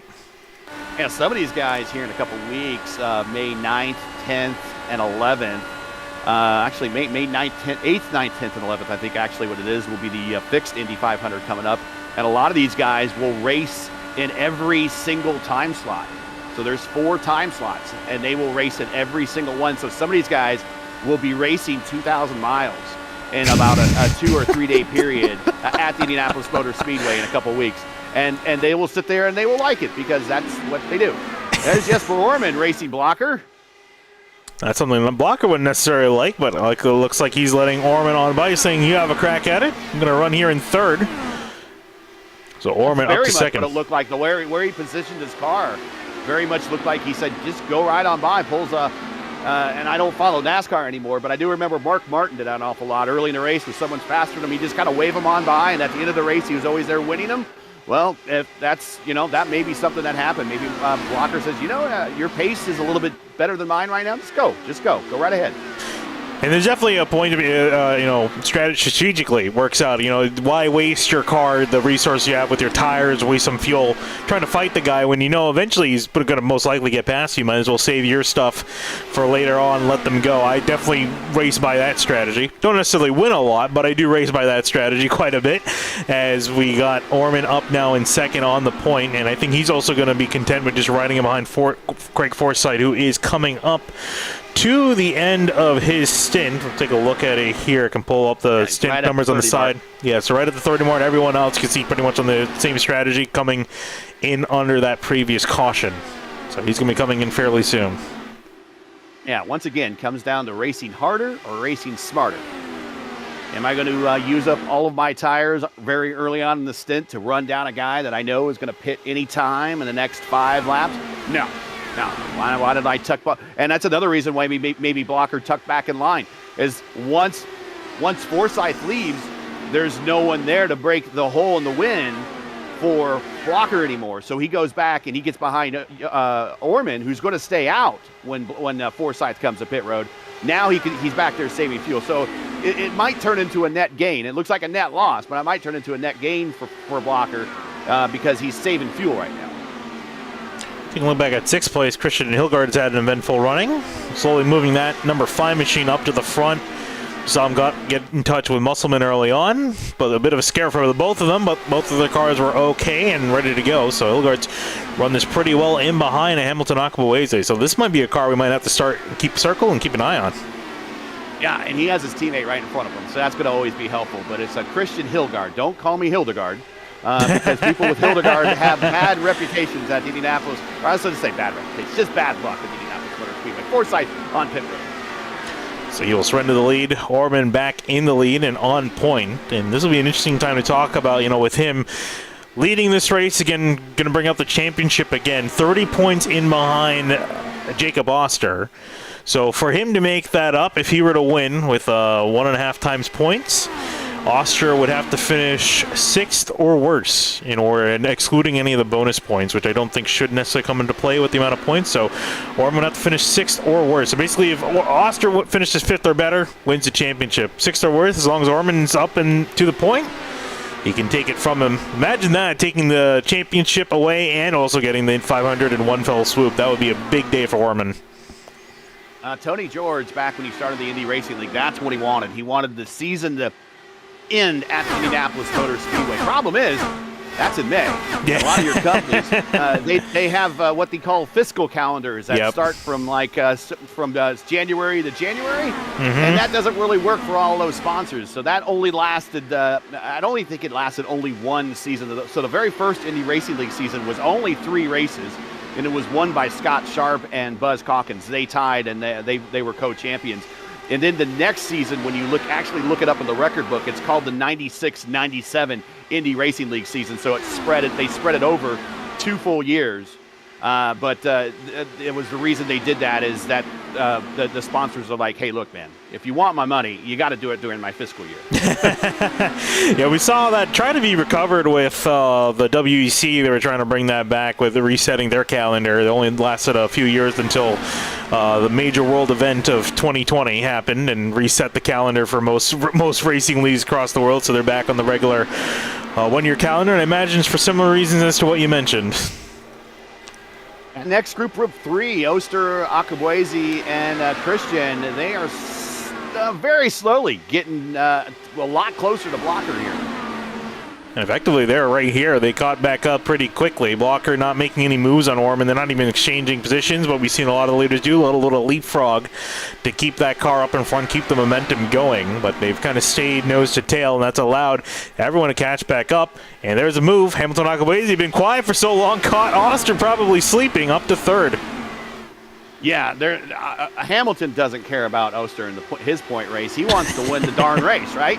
So, fine, I'm going to pass him. Meanwhile, Jesper's like, man, do that. Go right ahead. Bring your teammate, too. And then right behind him is one of Jesper's teammates, and that would definitely help him because that would put Oster back into 6th and into the danger zone for the championship. Yep, and that's what he wants. So close. It's and Oster knows, of course, he obviously wants to go for the 500 too. But again, do you want the championship? Do you want the 500? Kind of hard to get both. So at some point, maybe you might have to choose one. You want a good point stay, or do you want a 500? Depending on how much you want to risk this here. But Orman's still keeping in the lead, and awfully close quarters for these drivers. Yeah, these guys are cool cats. I mean, all these guys up here, and they're from big power teams. We got. Rogue Racing, IAR, we have Power Slide, we have Fiercely Forward, we have I5G. I mean, we got the real power squads up there, some up-and-coming teams as well. So these are all cool cats. They all know what they're doing, and it's not, no panic I'm in the top 5. I expect to be in the top 5. Ooh, Jesper, really close on exit. I think he was trying to bring Blocker up there with him. I had drivers do that to me in iRacing, where they purposely made me arrow wash into the wall and then send a private message to me, LOL, and that really set me off. But it's definitely a strategy you could block, not just with your physical car, but with the aerodynamics of the car behind you. Well, sometimes in these middle of these races, you get so fixated on the car in front of you that you just can't help that you're locked in and you just follow that car. And next thing you know, he's up in the wall, you're in the wall, and you're like, oh, look how so cool. Again, Christian Hilgard, we're down in 4th gear. That's interesting. He's really not worried about saving fuel. As Adam Blocker looks like he's trying to save fuel, dropped down a couple positions. And he could be helping out Oster as well. It's like, here, I'll give you a position back. I don't need it for the championship. And I'll be there for the. It doesn't matter where you are right now, to be honest. I mean, it's where you are here in, at lap 199 and 200. So these drivers got to circle, and again, getting through the next round of green flag pit stops after we had the reset with the caution. And we're about 10 laps away from that. So everyone's like, you just stopped. I know. It goes by quick. It goes by very quickly when you're flying around here at 230 miles an hour. Taking a look at the stats for the race so far. 8 leaders, 19 lead changes, 81 laps under green with just 2 cautions, and Malechka. Whoa. Sorry, didn't mean to cut you off. It was Rashad Craig. And I think Rashad Craig and Brophy, and they were also right around Hilgard. They got really tight quartered off of, two positions in one corner for Brophy. Oh. Yeah, Brophy might have caught a piece of the wall there. I thought I heard some metal hitting the wall. Wasn't exactly sure who or where it was from. Too. But as we come back to the live feed, here we go. Brophy, he's not waiting around. He wants to go places. He'll get 1, 2. Does he get the lead? We'll go for it to the inside. There he goes. And we'll take the lead. This tells me nobody wants to be leading right now. Everybody has really probably turned it down. Let me look at last laps turned in miles per hour. Oh, yeah, 215, 211, 212, 215 for Brophy. He's 4 miles per hour faster than everybody else on that lap. That time by, Orman 210, Akawazy 211, Oster 210. So they've dialed it down. All these guys are saving fuel. Not a single soul wants to be leading the race right now. Yeah, look at just how close these drivers are together in formation. That's why you can tell they're running so slow, because they are still so close together. They never really separated what we typically be seeing, because a lot of these drivers are just trying to save fuel. Rory, think about the longer haul here. Let's see a couple faster position. Rashad Craig making up some spots around Seb Alexander. I don't know if you could do this on the production side, but let's hop on with Blocker. And you can hear him. Just listen to the engine. Right on board with Blocker. Listen, feathering it. Isn't full. He's in 4th gear. Feathering it. Yeah. Run it. Now he's going to get it. Now watch when we get down the backstretch. Listen, actually, when we get down the backstretch, you're going to hear him kind of roll out of it. Yep. There it is. Yep. Downshift. No one wants to be leading. Yeah, and so all Brophy did is kind of dun dun dun dun dun. Oh, Brophy kind of did the charge song, and he goes up front. He's going to get credit for leading these things. He's going to look good on the stream and everything, and he can tell all his friends, "Hey, man, there's me." But right now, he's using a lot more fuel than everyone else. Now it's possible he saved a lot more fuel in the back, and he thought, you know what, it's just time to go. And there we go. We see Seb getting the drop on Blocker, and Blocker moving back to 6 now. Yeah, see, this happens also for, I've seen this happen in NASCAR racing, in the super speedways at Daytona and Talladega, similar thing. Everyone kind of gets into that little fuel-saving mode, and then you got a couple guys who are like, you know what, I want to get some air time, fly around the outside of the field and take the lead, and essentially what Jason Brophy did. And he's brought the pace back down. At one point, we were in the 42-second bracket with lap times. Now it's down back in the 41s. But a couple drivers moving up spots. Seb Alexander, you talked about before, may pass on Blocker. Now working the inside of Oster. Seb from the outhouse to the penthouse, up the P4. Making his return back to the sim. He's going to catch up to his teammate Jesper up there and try to help him. And another thing is while these guys are kind of light-footing it around and saving, it could be that an opportunity is now presenting itself as we see Rashad Craig and Hilgard going side by side of the 3, that some of these IAR cars or some of these fiercely forward cars can start getting together to set themselves up for the next time they come to pit road together. There is the first coming to pit road. I think that is that is a blocker. So that's maybe why he rocketed to the front. He knew he needed to pit before everyone else. Interesting. So, it's Jason Brophy that came down to pit lane. Yeah, Brophy, excuse me. And, you know, it's always easier to pit when you're up front coming by yourself where you don't have to rear end somebody coming into the braking zone. It's an early stop for Jason Brophy. Yeah, we'll see now. 25 laps into this stint, so a little bit early, yeah. Yeah, that's what I was thinking. That was kind of almost too early. It's going to be a shorter fill, though. It'll be a shorter fill, and it's really 90 laps, so he's going to be at 120 next, 150, 180, and done. Right. So that's what he hit his marker. Mathematically, this still works out. So it looks like he's running the race. Typically, I believe this is the term, you run the race in reverse, as Seb Alexander goes flying to the lead.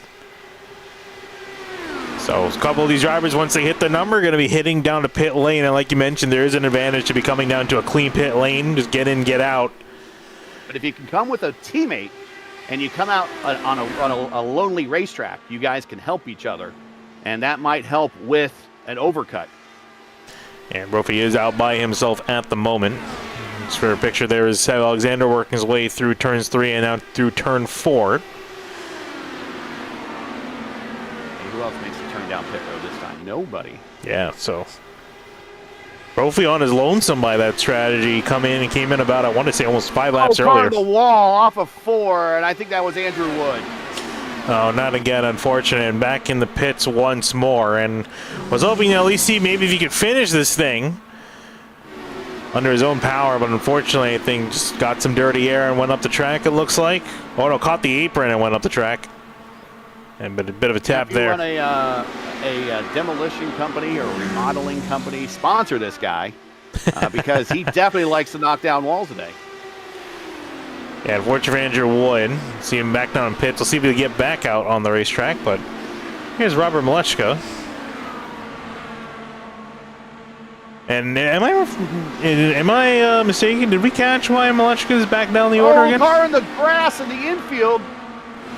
And that's going to bring out the caution. Oh. And that's Wood again. Oh, okay. I was trying to figure out who that was down in the grass. And caution will fly once more this race. Was Andrew Wood getting back up to speed here? And did he catch the grass? Oh, yeah, caught the grass and around it went. And I'm actually kind of amazed that the caution triggered way down here. I agree with you. I'm kind of shocked that it triggered a caution down in the apron. But we are under caution, and now everyone's coming to pit road. It's time. Yeah, iRacing's always weird with the way the cautions go, but there he goes. Caught the grass. Round she went as the leaders came flying by. So, caution out once more. And, well, don't have to fuel save anymore. And that's gonna be big for Seb Alexander because he's able to muscle his way to the front as everyone is fuel saving. And that'll be a bit on 4. Actually, this might work out for Jason Brophy. Is he actually, because with everyone else coming in, he's going to be flying to the front. He's going to cycle to the front. He's going to cycle to the front, yeah. And actually, Forsyth will cycle to the front as well. Unless Forsyth decides he wants to come to pit road and cycle up with everyone else. He's got a decision to make. Does he want to get back on sequence, or does he want to get that track position again? I'd stay out. Yeah, I kind of agree with that. It's so early on. There's still a lot of racing left. Another caution can come out. And you might I feel like it, like you said, it's kind of worth the risk. He pitted at 78. So just using round numbers of 30, that would put him pitting, if we stayed green, at 108, 138, 168. And if he actually, in that last stop, if he pulls an Alexander Rossi and saves 2 laps, he gets to the end on his last stop there. So I would stay out if I was Forsyth. The math is close enough that it's worth the gamble now. Seb Alexander leading the field down to pit lane. Pit stops once more. Again, I got to make sure that these drivers get into their stalls. Okay, Murph is staying out, and he's going to get the wave around. So Murph is going to be back on the lead lap. Oh, yeah, this was his big break. Though he actually... Oh, yeah, no, he'll get the... No, there's no free pass, I don't think, in the series. So he will have to get it back. He is due to come down pit lane, though. So that's going to be a bit tricky for him. He's 31 out from his last stop. So what he's going to try to do is if he has enough fuel in the car, hustle it around when he gets the wave around, come to pit road. But it's going to be a long stop for him on pit road because it's got to be a full fill of 18 gallons. And, and then he's going to pop out and try to run down the rest of the field then before they go green. That's an awful lot, but at this point, I'd take the gamble because you're back on the lead lap, and, you know, that's half the battle here in Indianapolis. You can't win unless you're on the lead lap. Okay, that's the gamble. You're on the lead lap now. Yeah, no free pass in IndyCar racing. That's typically a stock car thing, so have to get your lap back the hard way with some strategy and a little bit of luck on your side. And for Murphy, this could be his lucky break if he can time things out, and if, like you mentioned, if he has enough fuel left in the tank. Definitely close to fumes at this point. I'm sure he probably smacked that thing into fuel map 5 immediately as soon as the caution came out. Or it's 8. He's probably in 8. Oh, 8, I would right. imagine the whole field's in 8. And now here he's going to hustle it around. I'm going to ride with him real quick. I'm willing to bet he's going to be light on the... Oh, yeah. Oh, yeah. Very light. Very light. How much fuel do you have left? Yes. Is the answer to that question. Yeah, it's in drops right now. Yeah. And I don't know if he's going to have time to get to pit road. We'll watch and see if he does. Now, this is an IndyCar safety rule that they instituted not too long ago, within the last 10, 15 years. And this allows the leader to always bring the field back to green. It used to be back, even going into the 80s, that, okay, the pace car would pick up the field, and then if everyone came to pit road, whoever just cycled up behind the pace car, they would bring the field back to green. And he's staying out. Yep, staying out, cycling around. Yeah, so you would have a situation where there would be someone like Hiro Matsushita or Dominic Dobson, or, you know, a racer that you don't exactly hear at the front of the field, leading the field to green. And it can lead to interesting moments on the restart because they're just not used to bringing the field to green. So they pretty much said, you know, if you're leading, you get to do the restart. That is your right. So it is Craig Forsyth's right to bring this field down to a restart. When he wants to bring the field up to speed, he can. And here we go at lap 97 coming to 98, so almost at the halfway point. Yep, just shy of halfway. Pace car going to make the turn on the pit lane. Field back in control of Craig Forsyth. Looking to see what he can do off strategy. As he brings the field back down to green, we are back green in the air once more. Field already snaking down the front straightaway just a little bit as they accelerate back to race speed. It's Craig Forsyth, Brophy, Orman, Hamilton, Ockboys, and Seb Alexander, your top 5. That's probably the most different we've seen the top 5 all race long. A couple drivers slotting themselves in here, especially with Seb Alexander. Curious to see with him, with his newfound track position and back on cycle, as Jason Brophy wastes no time, will work to the inside of Forsyth. Two guys and their patented liveries that you always expect them in week out, week in, week out. Brophy in the Dayglow green, Craig in the Forsyth Racing, no relation, as he likes to say. Livery there. An interesting note, notice in the background, Mark Murphy has stayed out again. Yeah, maybe he has a little bit more in the tank. He's going to be way lighter than everyone, that's for sure. He might be hoping for another, you know, as they say on the stock car broadcast, cautions breed caution, and maybe he's expecting another quick one, and if it does, that's really going to play into his hands. Yeah, I think that's just going to be kind of hoping for. If anything, he'll just drop back in quickly, get into the pits, get back out. He should technically still be on the lead lap. He'll be close to the leaders, catching back up to them, but he'll be one step closer to really securing himself being back in this race. As Fields works their way across the line, lap 100. He could do a time stop and just not do a full stop. Just come in, half tank the thing, put on new tires, and as soon as the car's dropped, you're done. And go. And that might save him a ton of time if he needs to get the pit road and get some fuel, and then hope that in that period a caution comes out. In behind Jacob Oster will ride Adam Blocker. And Blocker looking fairly content. In behind, though, I see Matt Taylor and Andreas Ike exchanging positions. Andreas Ike up to 12th place, so starting to make some more progress in the 76, and he looks like he's ready to go. Got a great run building up on That is Andrew Marquez in 11th, and in the background there, I can see finally Mark Murphy coming into the pits. And actually, I was saying before, we'll see Paolo Vinicius and Gary Lovren get pretty close here back in 20th. Did we ever know why Robert Malechka ended up back here?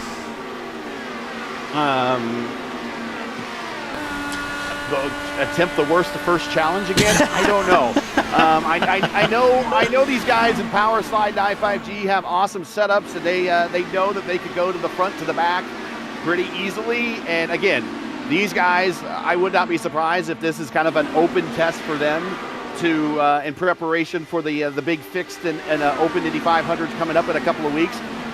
Since he's not, doesn't have a role in the championship, right? So he's just kind of here for a big test. And I suspected he'll do much the same when the other Elite Series has their Indy 500 here in a couple of weeks. And he'll just kind of use it as a test to kind of get the feel and everything of the car and how to bring it up through the field and dirty air. And he'll have probably the most experience doing it if this is what he wants to continue doing. And the conditions that we're going to face in the fixed and open 500s are going to be very similar. We're at 120 degrees track temperature, and we will absolutely be 120 plus for the fixed and open Indy 500. Yeah, looking forward to those events coming up in a few weeks' time. As we look at Jason Brophy in the lead, Mark Murphy you saw come out of the pits. We'll go a lap down again. We'll be near the front, though, so keep an eye on him to see what he can do. If you could try to get back on the lead lap. See in the background, that is Tony Schowen making a move on Pedro Bleville. And having talked a lot about the 3, we saw him go off sequence with Matt Taylor, and actually he will defend that spot from Tony Schowen. We'll keep that 9th place spot going, but he's remained around 10th place ever since he kind of put himself up here and got reset on sequence. He's been doing well for himself at the moment. Tony Schowen in behind him in 10th, and Marquez in 11th. Schowen up 12 from where he started. Looking pretty good. I'm telling you, the High Line is looking very good, very speedy right now. Yeah, we definitely see that's where... Oh, car in the wall off the corner. That was David Adams. Man, he smacked it. Well, I shouldn't say smacked it. He kissed it, but it's going to cost him a little bit of momentum. Hugo Gala's going to take a peek to the inside. We like to say just a kiss. Really want to be nowhere near the wall, but unfortunately in a lot of places that's where the speed is, getting right up to the wall on the exit. And kiss the wall a little bit, as you mentioned, but we'll keep ahead of Hugo Galaz. Joe Branch will actually take a chance to make a move to the inside. Look at the High Line again. Really, the High Line seems OP at the moment just because how hot it is. And we'll get around there. Henry Bennett. And actually, Bennett also has been back here for quite a while. He's been 19th, was running up near the top 5 near the start of the race. He's found himself back here. Kind of one of those things you're in a hole, can't quite dig yourself out of, as Joe Branch makes another move to the inside of Hugo Galaz. I'm not sure if he's dug himself a hole or he's like, man, I'm only halfway through a 500-mile race. What's the hurt? Could be true. I think there's definitely two schools of thought for this race. The drivers that just want to get out here, have a good time, like Robert Malechka, and just do a back-to-first challenge over and over again. And drivers that want to keep their running near the front, guys like Jason Brophy, Orman Akweze, and the guy Oster Blocker will be seen up at the front all day long. It's the old statement of brain versus testicular fortitude, I guess, is the best way to say it.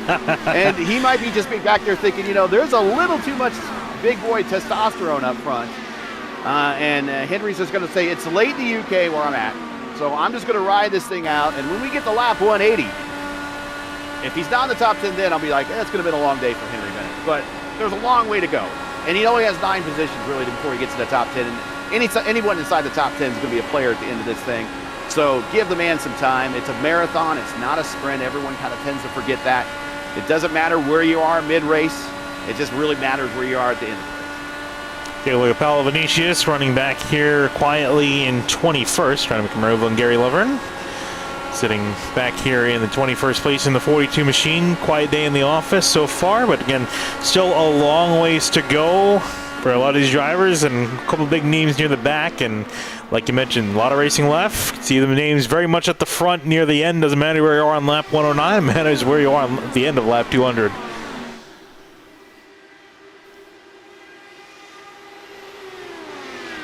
And Craig Forsythe, imagine for him, he's going to have to start thinking of coming to pit lane in the next couple laps. He's 30 laps into his stint.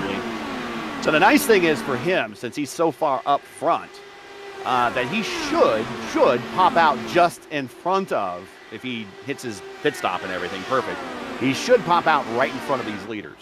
So he will stay on the lead lap. If he was further back, he'd probably go down a lap. Yeah, that's another thing to consider too, is where you come out in pit lane. And thinking big picture, so like you said, should end up ahead of the leaders. Not too terribly far ahead, but ahead enough when you pit further down the order. And we saw that with Mark Murphy. He got cycled out pretty much midfield because he pitted near the back of the order. Jasper Ormer running up in third. And Jacob Oster in sixth. And again, two championship drivers in the fight.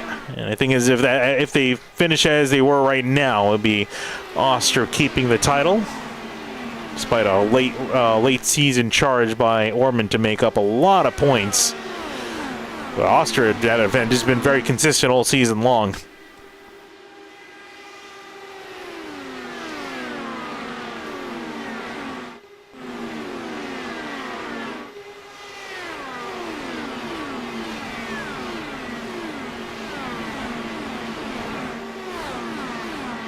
Actually, Mark Murphy, looking at him, Forsythe, oh, never mind. I was just about to say, Jason Brophy was hiking out a bit of a lead ahead of Craig Forsythe, almost broke the slipstream, but as soon as I was about to mention that, they came down to pit lane, and Brophy, interesting for him to come down, but we talked about before hitting your number, and he's hit his number. It's 90 laps to go, and he's saying, yep, time to pit, here we go. So he's marching to the beat of his own drum, which is definitely an interesting way to tackle this race, because you mentioned it's kind of nice occasionally to have a friend to work with. I think Brophy came down too. Yes, so Brophy and Brophy and Forsythe, so they can work together. Yeah, Brophy came down really early at lap 20, so maybe they managed to, or maybe Craig announced that I'm coming to pit road, and Brophy goes, it's not a bad idea. I can make it work. So both of them can work together, and should be actually coming out of the pits right now. And on the back straighter, there they go. There's Forsythe and there's Brophy. Ooh, quite a bit of separation between them. Yeah, 2 seconds longer in the box for Forsythe. Yeah. I think he had much more fuel to put in than Brophy. I don't think it's actually simulated here in the sim, but in real IndyCar racing, these are gravity-fed systems. So at the beginning of the race, the fuel flow is much quicker than it is later in the race as the race goes on. If this was actually simulated in the sim, you would see the later stops, the fuel flow going much slower because there's less weight pushing down on the fuel going down the gravity feed, and it doesn't flow as fast as it normally would if the tank were full. So something that a little piece of IndyCar technology knowledge a lot of people don't know about, because Formula One, they stopped doing refills and they had pressurized systems. IndyCar systems are not pressurized. It's kind of crazy. That's when you get to the hundredths, the tenths of a second, but that's where it counts, right? You know, those little tenths here and there. That's how competitive IndyCar is nowadays. That's where that matters. That's where that's a factor. It's always crazy to hear that kind of stuff. Everything is better. Well, and you talk about the other stat that like IndyCar likes to throw around because they are the fastest racing on earth, is that they go a football field, every second, just a little over a second. When you can shave a few tenths of a second off, what is that on a football field? 20, 30 yards? Yep. That's pretty good. You want to do that. Mm-hmm. It all adds up. All adds up at the end as we head into the later phase of this race. Just looking at my timing screen, if we go green from here to the end, we'll finish this race in just under an hour. So still quite a bit of racing left to go. So this is 100% teammate cooperation happening at the front. Seb is going to stay out there and run. He's going to punch a hole in the air for Jesper. Jesper's just going to ride back there and work on the mileage. There's nothing in this for Seb to lose or to gain. This is kind of a welcome back race coming off the penalty box, coming out of the penalty box a little bit. But he is just going to help his teammate out here. And at the end of the race, if he's in a position to win, you betcha he's going to full send that thing, no matter who's in front of him, probably. But right now, he's helping out his teammate. And all the while, Oster doesn't really have a teammate in front of him to help him right now. But again, I still think it's a little early for Oster to start panicking.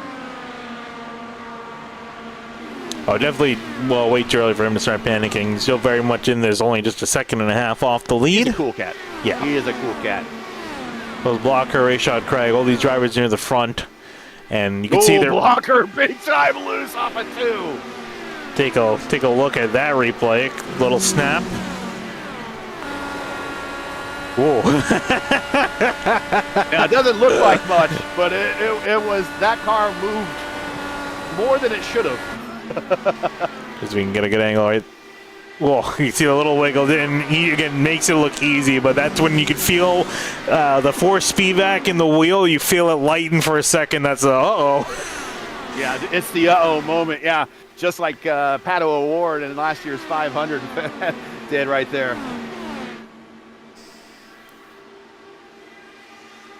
So about 10 laps or just about before these drivers have to consider coming down to pit lane.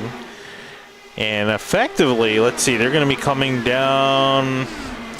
Ooh, they're going to be 127, 130. Yeah. So that's going to put them having to make 2 more stops after this, if I'm doing my math correctly. You're right, and the final stops are going to come within the last 20 laps. Mm-hmm. And I don't really think, no matter how much fuel saving you can do, I don't think you're going to be saving that many laps of fuel on a tank. No. You're not. I don't care if you're Scott Dixon. You're not saving that much fuel in a sim race. And I mean, if you're running like fuelsave.exe, then maybe you do that. But I hope anti-cheat catches that. But yeah, there's not a single soul that's going to be able to get another 20 laps. There's going to be souls that are going to break into that 20-lap barrier and make it smaller. But, yeah, no way. Yeah, I think that's why we saw Jason Brophy as soon as it was 90 laps to go, or just about 90 laps to go. He came in and pit because that's when the fuel window essentially opened up. So he figured might as well come in now, and he wanted to get off sequence compared to everyone else. He's got Craig Forsythe just within his slipstream range, so they can start working together, but they're about a straightaway away from the rest of the leaders. So for Brophy, he pitted at 111. So we go ahead and run the numbers for Brophy. So he pitted at 111. Let's say he just goes 30 to his next stop. That puts him at 141, and go 30 to the next stop at 171. Now you're in Nick the Groot strategy territory, where you're going to make your last stop right at 170, and you're inside the window. Gary in the wall, spinning to the inside. This could be the caution here, and it will not throw it. Interestingly enough, he's still going to try to drive this thing. Nope, I think he realized. Toe. If you get the nose out there, we're going to caution. Yeah, I'm surprised he's actually trying to drive this thing. Ooh, he's going to try to drive it, and somehow that thing is able to go in the right direction. That's incredible to quote Kyle Petty. I'll give him credit on effort. Oh, he's got to be very careful though. You get that you get that caution, yeah. You can get that snap if you gas it up a little bit too much, and he would spin right back out on the racing line. But he's keeping it tucked way to the left-hand side, and he will soldier that thing on to pit lane.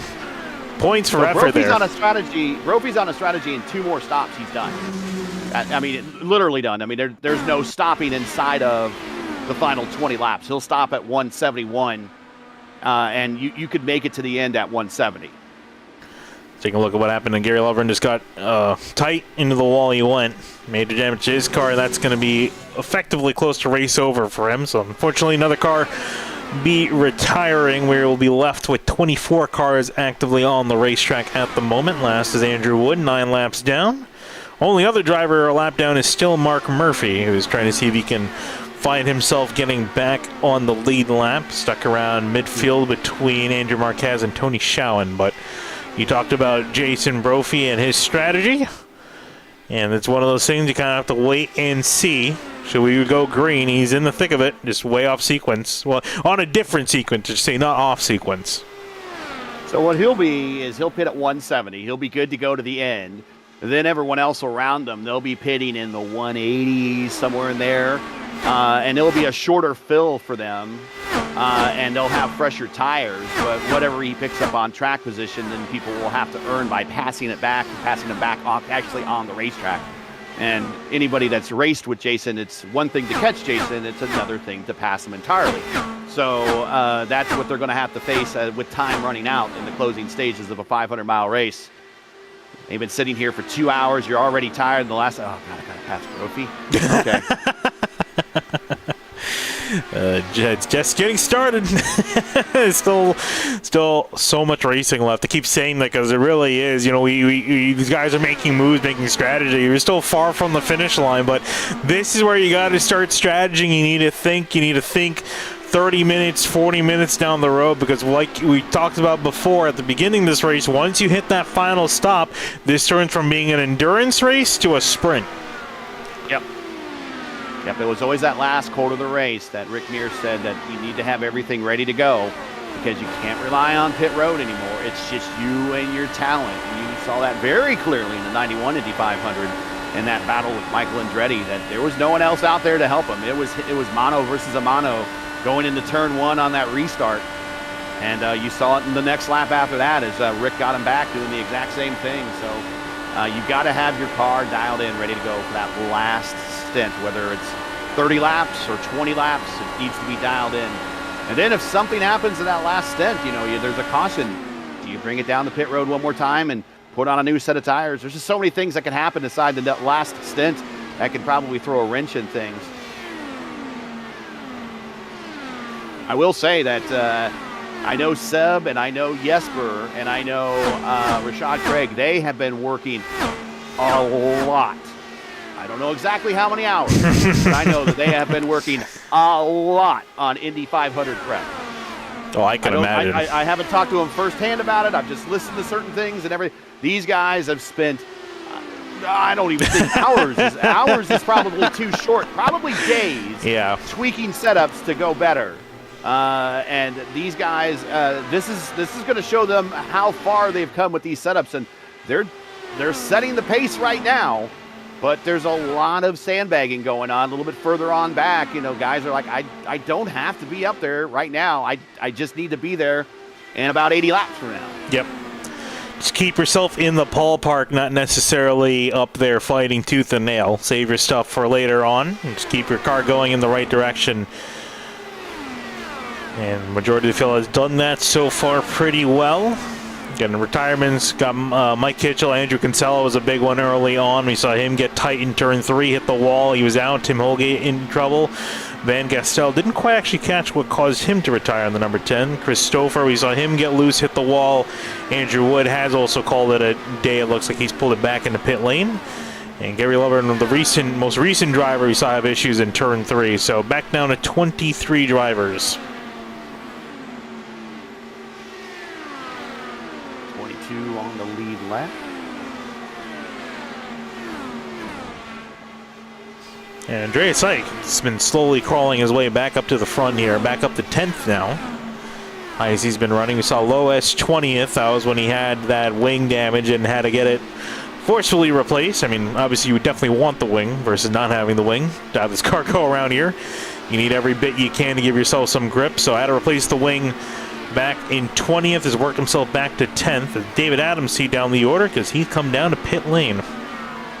So scheduled stop for him, and looks like Wayne Hunter on pit road. So they're coming down at lap 128. So they are trying a little bit of an undercut here. Definitely worth the strategy call. See, this opens up a bit of the floodgates here. See more and more drivers come down to pit lane. Here comes Seb Alexander. He will surrender the lead after a decent run up in front. He led 20 laps. And come down by his Losum for now, as I see that's Tony Schowen in the background coming in.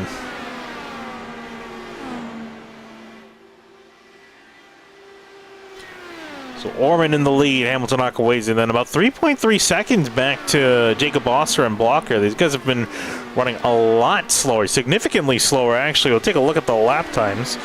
Here, Jacob Oster last at 42.2. Meanwhile, the leader, Jesper Orman, 41.3. And I gotta imagine that's maybe, are they trying to save some fuel here? I'm sure they are. I'm sure they are, but all the while, Jesper was probably saving fuel behind Seb, and Seb could really open it up if he wanted to. And I think again, Seb's not in this for the championship. Seb's not in this for points, to go anywhere in the standings. He's just in this for the race. And if he can help out a teammate, get the championship, that's very good thing and a very good deed indeed. Yeah, so you're seeing two different thoughts here. Just going all the way out, just trying to build up the gap, cut down on the time. Orman and Akaways are going for it. Oster and a couple other drivers are trying to see if they can cut out one more pit stop. If they can make it a lap 140. Pit stop. Oster. Oster is going to be in. He's in? Excuse me, Orman, sorry. Oster's staying out. Orman, pit stop, and he's bringing in his teammate, Rashad Craig, with him. Gotcha. So, so they're coming in. So Orman's just going to be going all out. He's going to have to make a late pit stop. You're going to have to cut one stint short, trying to see if Jacob Oster and Adam Blocker are going to go out there and try to save some fuel and see if they can cut out that extra pit stop. It's a tall order. I think doable, but it might take it's one of those things. Is it worth the time loss, going slower, going that lower fuel map, and saving that fuel? And here comes Oster in. Yeah, Hamilton, Oster, and then that will turn the lead back over to Blocker. So we know he's been saving a ton of fuel. And it'll be one of the last few drivers to really come down to the pits. Pretty much everyone else. And Hamilton Akaways into the pits. Andreas Ike, Christian Hilgard, Henry Bennett all in. And just got three drivers left out on the track on this strategy. Robert and Paulo. Robert I expected. But there he is, just playing the long game. And Paolo Vinicius, you mentioned, as well in the 42. So they're out there for the long haul. Trying to play this strategically. Here comes Adam Blocker in. Adam. So Brophy is going to cycle to the top here, I think. Yeah, I think he should. We'll have to see how this plays out. He should be, as there he is out ahead. Craig Forsyth, second place. Jesper Orman should be second place when they cycle out. Seb Alexander, Hamilton Akaways. So for Brophy, this worked out great because we saw him outside by his lonesome for quite a while, but he's been able to take that to his advantage and keep that car going strong in the front in clean air and able to get himself a lead. And we know that he's pretty much going to be on sequence with everyone else to the end. Paulo in, Blocker in, so we're just waiting for Robert. I would imagine in the next lap or two, Robert will come in. Wonder if that maybe was his strategy, just starting back, just saving fuel? Can't quite. It wouldn't be the first time I've seen him fall back and he stays out another lap. Wow, he is really hypermiling this. If he could somehow get to 140, then he's definitely looking at one more stop. That's it. Yeah, I think that's what he's trying to go for. I mean, you might as well at this point, right? Can't win it on the track. You can definitely win it in the pits, and he's definitely quick on the track. 37 laps into this stint. I mean, those are Rossi numbers right there. Call the 91 down for inspection. Find the second fuel tank in that thing, because he is out there really pushing this car to its limits on fuel mileage, and it's all going to help him out in the end if he can make this work. I think there he goes finally in. So far he could really go. But definitely the strongest on that strategy. I can count on my hands the number of people that I've seen do 38 laps on a stint. There's not many, but I can count on my hands, and that's definitely one of them. Sporman catching up to Craig Forsyth. And again, even though that there's a 20 lap difference in their tires, I'll actually bring it up on the left-hand side of the screen, they are still very much in this fight. There it is, 24-24 for Brophy and Forsyth, and then everyone else freshly off of pit lane. They're effectively on to have the same amount of pit stops left in the race, so this is Orman fighting for position here. Yeah, but these two guys in front of Orman are coming to pit road sooner than Orman for his final stop. So does he make his last stint go as long as next to last stint go as long as possible so it's just a shorter fill? Because remember, how much fuel do you need to get to the end of a 500-mile race? And the answer is enough. Oh, hello. So he gets just enough added. That will make a shorter fill. That will help him make a shorter pit stop. Found the group of drivers saving fuel, forming their little queue in line. There we go. Yep. All back from Oster on back. Throw a blanket over him. And they are running in the 43s. Wow, they are really... And then they go getting Mark Murphy a little slipstream from him. I wonder if they're going to let him go ahead. No, they might as well. They might as well. A little bit of a mixed signal there. Here, Oster will take ahead of him. Lap times. So the leaders are turning laps from 2:18s and 2:19s until you get back to Oster, and then it's 2:10, 2:10, 2:13, 2:10. Yeah, it is. It 2:10, 2:10. Significantly off the pace. They are really trying to. And you can see with the pack the way they're catching back up to them. And you can see a couple of drivers now with it. Tony Schoen saying, "I came here to race, and I'm going to do that." So he's off and away ahead of Oster. Rashad Craig also in behind. This is hard. This is a lot harder than it looks, people. You're going slow. You're trying to go slow in a car that doesn't perform well when it goes slow. Yep. You don't produce as much downforce at 210 as you do at 219, 220. So they're purposely giving up performance on the racetrack for the car to handle worse, but it's not easy just to throttle back and say, well, I'm just going to dial it back. It's not easy. It's not easy to make these cars go slow. No. It takes some skill. It takes some thought. Yep. Yeah. Especially and considering they're in a pack too, so they got extra dirty air to worry about as well. So a couple considerations. You got to be careful because I've seen people, they run in this kind of fuel saving formation. You kind of have that lapse of judgment. And you end up in the wall. So well, and let's take a look from Blocker's point of view. And if you go to his roll bar, he's pretty close to Rashad. But if he gets closer to Rashad, there's no way he sees those cars in front of him. Because keep in mind, when you're on the roll bar cam, you're about 6 inches higher above where the driver's head sits. The driver's head's down in a cockpit with a bar right in the middle of his vision. So he doesn't see as far ahead forward. If they get in a really tight group, and let's say someone ahead makes a little bit of a bobble, the closing rate, even at this speed, is so great that Blocker's not going to have enough time to brake. Yeah, and it's so hard to move and adjust once you're mid-corner and committed. Yeah. So Blocker's a little bit of space there so he can eye down the racetrack a little bit further. And these guys on these bigger teams also probably have a spotter, some sort of data guy helping them. Jason Brophy in a little bit early on lap 139, coming to lap 140. I think about a lap maybe sooner than we expected. And Craig Forsythe is going to... because he's coming to 140 now. Yeah. So Forsythe going to stay out potentially another lap or so. Looks like him and Brophy are going to be pretty much on the same... Caution!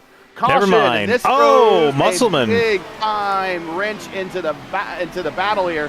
And the thing is, Brophy's already on pit road, so I think he can stop. See what happened here. Matt Taylor did he get involved? Oh, Joe Branch got involved with him. Oh, a difference in closing rate. And I was going to talk about this. There's that difference in, drivers saving fuel, running a little bit slower, a little bit off the pace, and drivers that are committed to running a faster lap, and they're trying to make up spots and run it out. So Musselman offline. Oh, scatter. Got tapped from behind, and around he went on the front straightaway. Everyone else avoided him.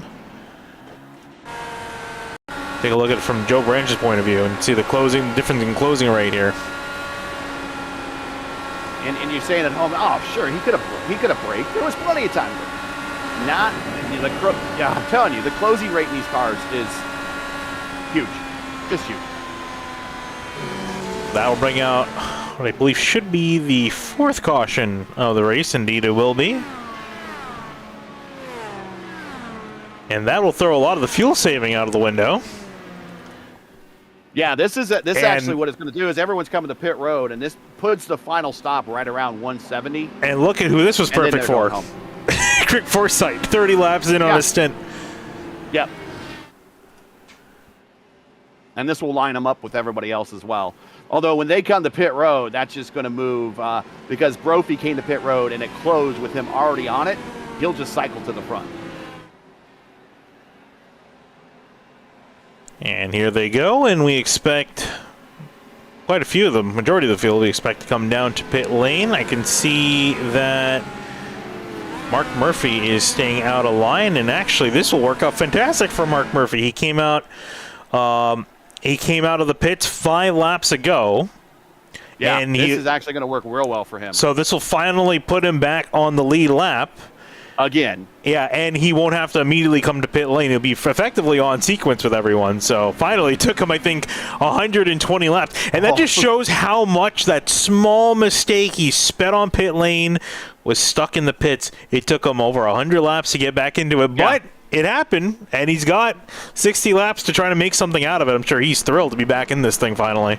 I told you, 2 laps is not impossible to come back from. It just makes for a really hard day. And he's really lucky he wasn't behind Pedro on the racetrack. No. Because Pedro stayed out, and that would have trapped him 1 lap down and probably angered him a little bit.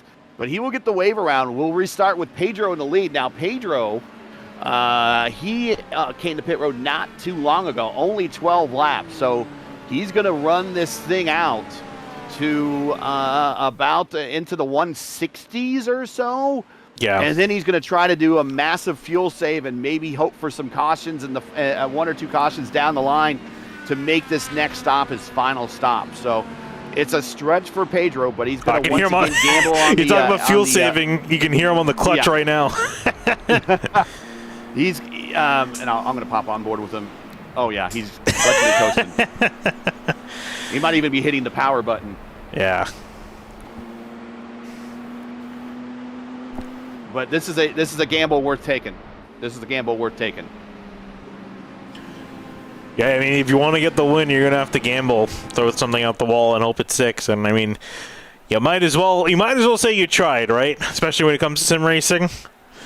When it comes to Indy 500, you better say you did it all, you put it all on the line. Otherwise, you're going to kind of really regret it.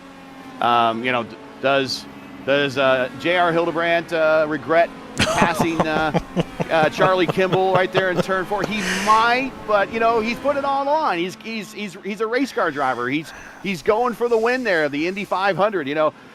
Does Pedro does he regret anything that he's doing right now? No, because he knows that he's now on the lead of the biggest, one of the biggest races on the sim all year long.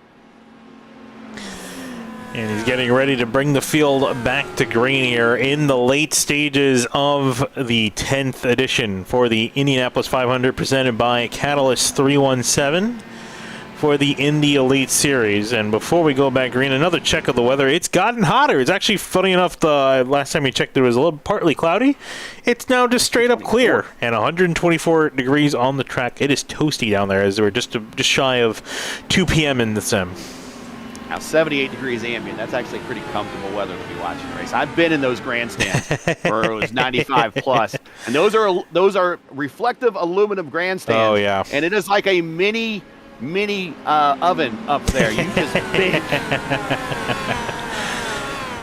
Well, those tires are cooking on the racetrack, and these drivers are going to get back to cooking here. Under 60 laps to go. Getting closer and closer to that territory where it's going to be a sprint to the end. We saw some fuel saving. You can throw that out the window. These guys got to push it up in the back. We are going evasive in the back. Some evasive maneuvers, but we will go back green and clean. I don't think I saw anyone get into some trouble, but Andreas Ike trying to make up some moves. 3 wide to the inside. That's because that is a result of the bottling up in the back right there. What a disaster. You usually end up seeing a wreck or someone spun around, but we're clean and green, ready to go. Jason Brophy, a move to the inside. Here comes Blocker. He's going to fill in that hole and follow right through. So is Jesper. Yeah, we were in that phase. We saw, talk about give and take. We saw a lot of give. For now, last 60 laps is going to be a lot more take. There goes Adam Blocker to the inside, making a move on Brophy, way down to the inside, and he will make it work. Orman looking to see if he can try to take second place away. Everybody still needs to make one more stop. So, yeah, I thought it would be a little bit more calm down because they have to make that one more stop. But no, look at this. Look at that. Almost 3 wide into turn 3. Brophy back to the inside. Ormer not able to make any move. Akabaweze past Blebel. Yeah, Pedro's on a fuel save. He needs to. And it's tough because you try to fuel save, you try to manage speed. You want to give up a lot of that speed because everyone's pushing now. So a lot less saving and a lot less drivers running slower. At times we're back in the low 41s. There is no fuel save. Everyone can full push. We see AJ Musselman checking in from the hospital here in the infield. And did he not see me, or I don't know. We were talking about how the closing rates are, and I think that maybe you were a little bit of a victim of that. But sorry to see your day ended so quickly or so late in the race like that, man. Yeah, it's really unfortunate, especially when you feel like you did nothing wrong and end up with a wrecked race car and you have to sit and watch from the sidelines. So look at Adam Blocker once more move to the inside on Brophy as they continue to swamp positions up here. Paolo Vinici is back here. Henry Bennett working for a position. Bennett around the 42, and now trying to look around Matt Taylor on the outside of turn 2. Can't quite get there.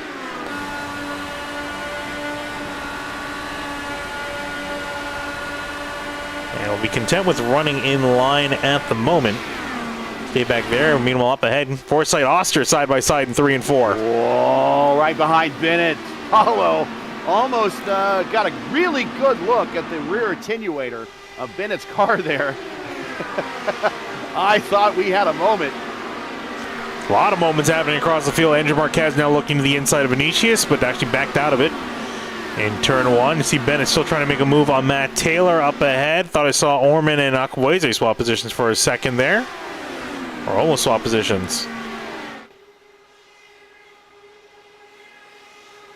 In behind, Jacob Oster to the inside of Greg Forsythe will get the job done this time in turn 3.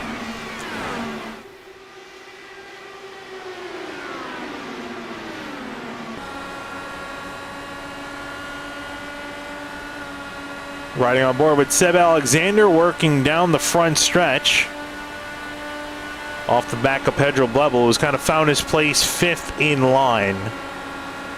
And I always wish, you know, when we go to the onboards, look at the steering wheel, we can check the fuel map these guys are running, what settings they're running. Of course, iRacing decides to hide that from us. Ah, those are tightly held government secrets. But Seb Alexander working the inside bubble. He's still fighting for position. He's not just leaning over and letting guys pass. He's trying to keep as many spots as he can. Yeah, he's not rolling over. He's not making it easy for him either. So, and that we've seen all race long, especially as this track temperature goes up. That high line is becoming OP at the moment. More optimal for these drivers. A lot more taking there. You see Tony Showen going up there to defend a little bit. Ike deciding to go the opposite, stay low to the line. Well, gets a great run off at turn 2. Look at this. There he goes for the move. Ike to the inside of Showen. And there's Robert Malechka, wondering where he was after this whole cycle down. Give him time. Give the man time. Fighting side by side with Hilgard in the number 5 machine, trying to defend 12th place, and he will do so.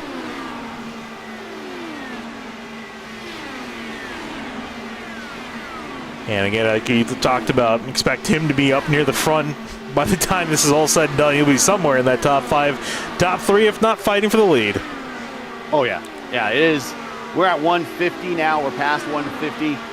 It is, in the old Indy cars, when they had slightly bigger tanks, the runs would be longer, and it used to be anytime right around lap 150. It is go time officially. That is, you know, when the fuel save is over, everyone is on the same level ground. Everyone still needs to make one more stop to get to the end. It is push, push, push.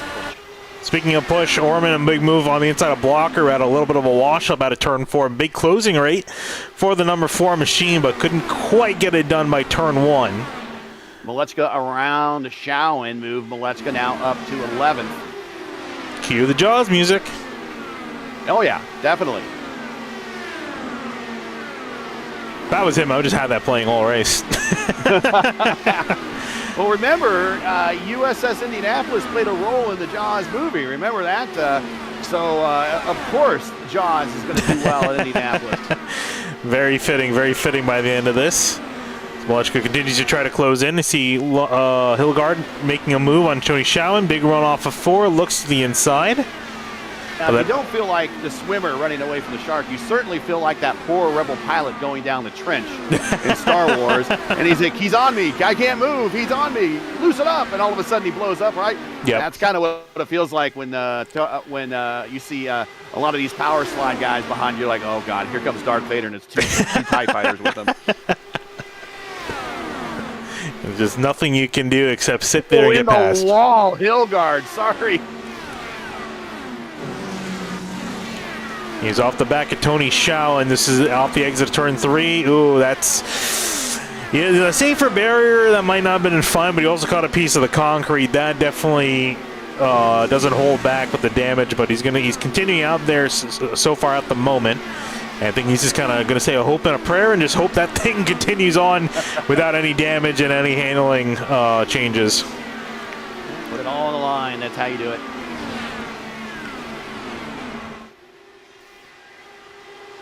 Still no major changes up here. Brophy and Blockerman exchanging positions to keep their lead. Orman and Akaboy a tight in formation behind them. It's a second covering the top 4. Small gap to Blebel, who's effectively held his place in line from Seb Alexander. Jacob Oster quietly sitting here in 7th place. Then it's Craig Forsyth, Rayshad Craig, and then Andreas Eicher, top 10. Basically, we've got teammates in 1st and 2nd. And then individual teams running in 3rd, 4th, and 5th.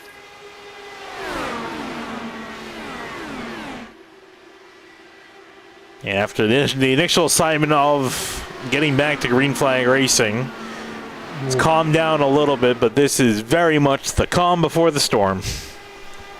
Yeah, gloves come off here probably in 25 laps or so.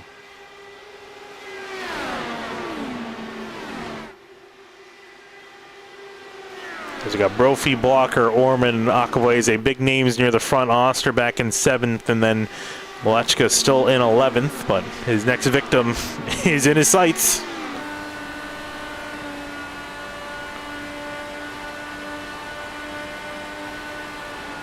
And those two are teammates as well, Malechka and Ike, I believe.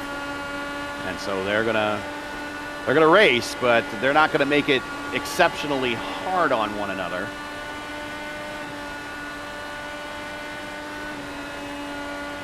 Running off the back of him. As Malechka tries to close back inside the top 10 once more.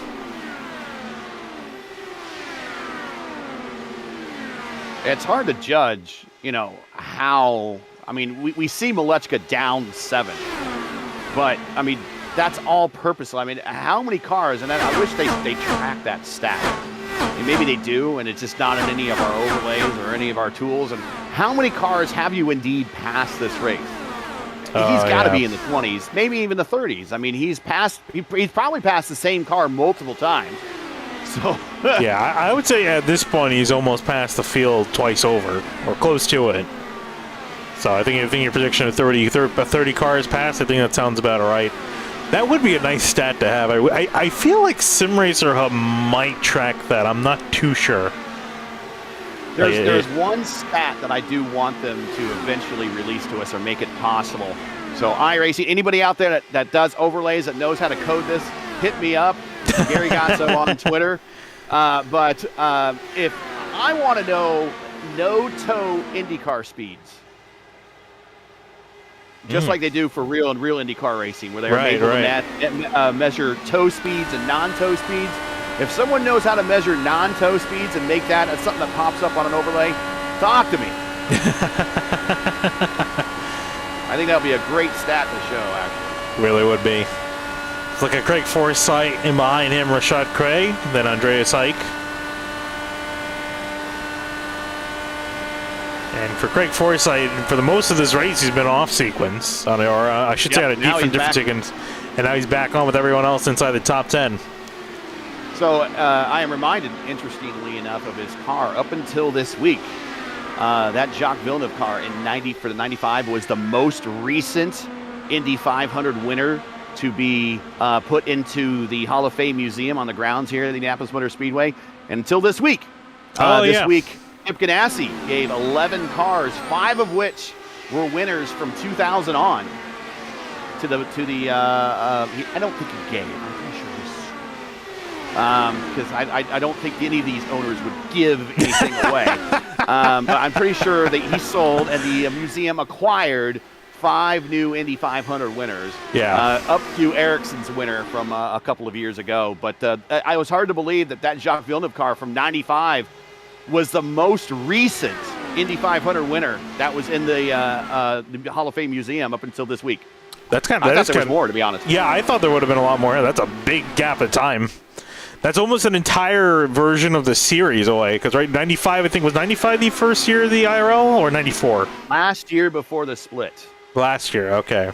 So, yeah, that's an entire generation. And so they do have Buddy Lazier's winning car in there. But Buddy Lazier's winning car, and they also have Ari Leindyk's record pole-setting car, which is still the fastest car ever on the Speedway going back to 1996. Hard to believe that.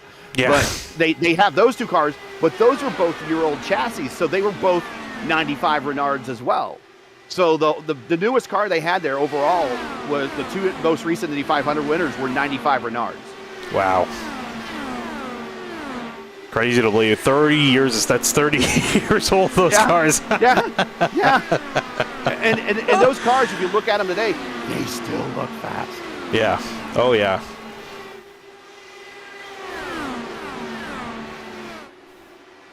They one of the first cars they got was a 2000 winner from Juan Montoya. I hated that 500.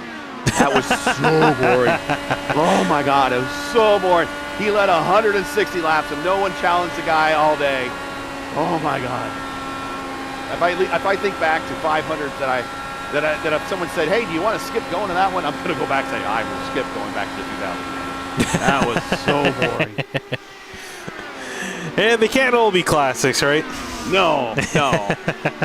We've been pretty spoiled, I would say, in the last couple of years. You had some fantastic finishes. Yes, we have. I mean, close finishes is the norm now for IndyCar racing. Yeah. I mean, it used to be back in the 80s, sans 82. 82 was really the one that bucked the trend, but it used to be back in the 80s, if you had 8 cars that would finish 500 miles and a couple would be on the lead lap, that would be a close finish. Yep. Now we're going to have 20, 25 cars on the lead lap, and you're going to win by tenths of a second. Yeah, and the pass are going to come in the last couple. The final pass will come in the last couple laps of the race. It's crazy to think. Last couple turns in the case of last year. Yeah. Yeah, we might see that happen here. So we're kind of in the moment, just taking off the laps up as Seb Alexander and Jacob Oster go get past Pedro Blebel, I think is probably getting ready to pit. 34 laps out there in the number 3 machine, and looks like he's getting ready to come to pit road. He will. A little early, so he's going to do a massive save on this last stint. Whoa, 35 is an awful lot to ask. I will say that. He's talented enough that he could do it, but that is a huge save. And we'll see what he can do, and if he can get to it, has to get to work. Long shift for him to the end of the race. Everyone else virtually on the same sequence. Yeah, I don't expect anybody else until another 5 laps from now. Yep. Another 5 laps from now, that window opens to get to the end. Yep, and then he can open the taps for sure and head flying on to the end of the race. So Blocker, Brophy, Orman, Akabueze all close together. Seb Alexander, now that Blebel's out of the picture, I think trying to close that gap. Same thing with Jacob Oster. Then we got Forsythe, kind of the next cork in the bottle. That's him. Then Craig, Ike, and Malechka. Malechka actually really hasn't moved since he's got back up to Andreas Ike. Okay, here's Blebel in front of the leaders, and they're all, look at him darting to get in his draft. Every little bit helps. He's giving them the inside, and that's, well, I don't know if that's going to hurt. Oh, watch the exit. Or not. Oh, a little bit of a lift, I'm sure. I'm not sure that's not optimal for Brophy, but no. Should easily get it back, still well within slipstream range. But I always get nervous when 2 guys come close together on the exit of the corner because you want to run the car up right against the wall where naturally it will go. And last thing you want is a car there as Orman works his way around up in 3rd.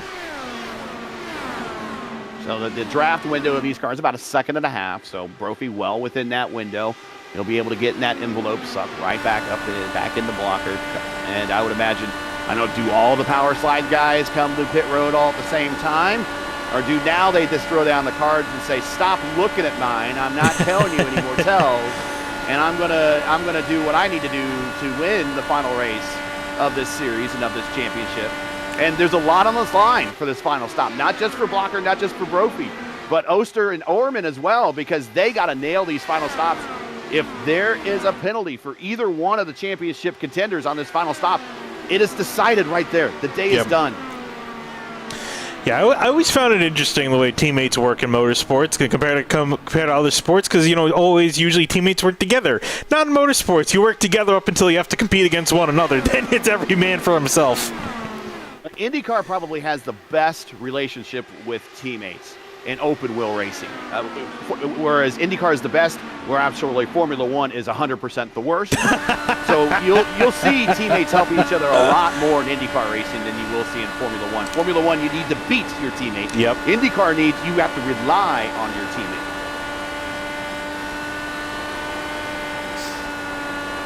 Jason Brophy caught back up to Blocker, a driver off pit road. I believe that's Hilgard.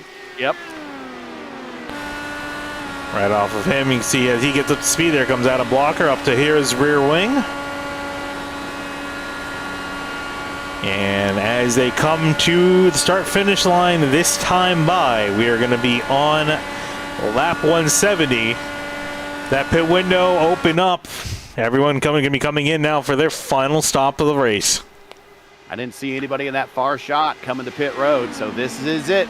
Windows open, final stop for 500 miles. Get off here.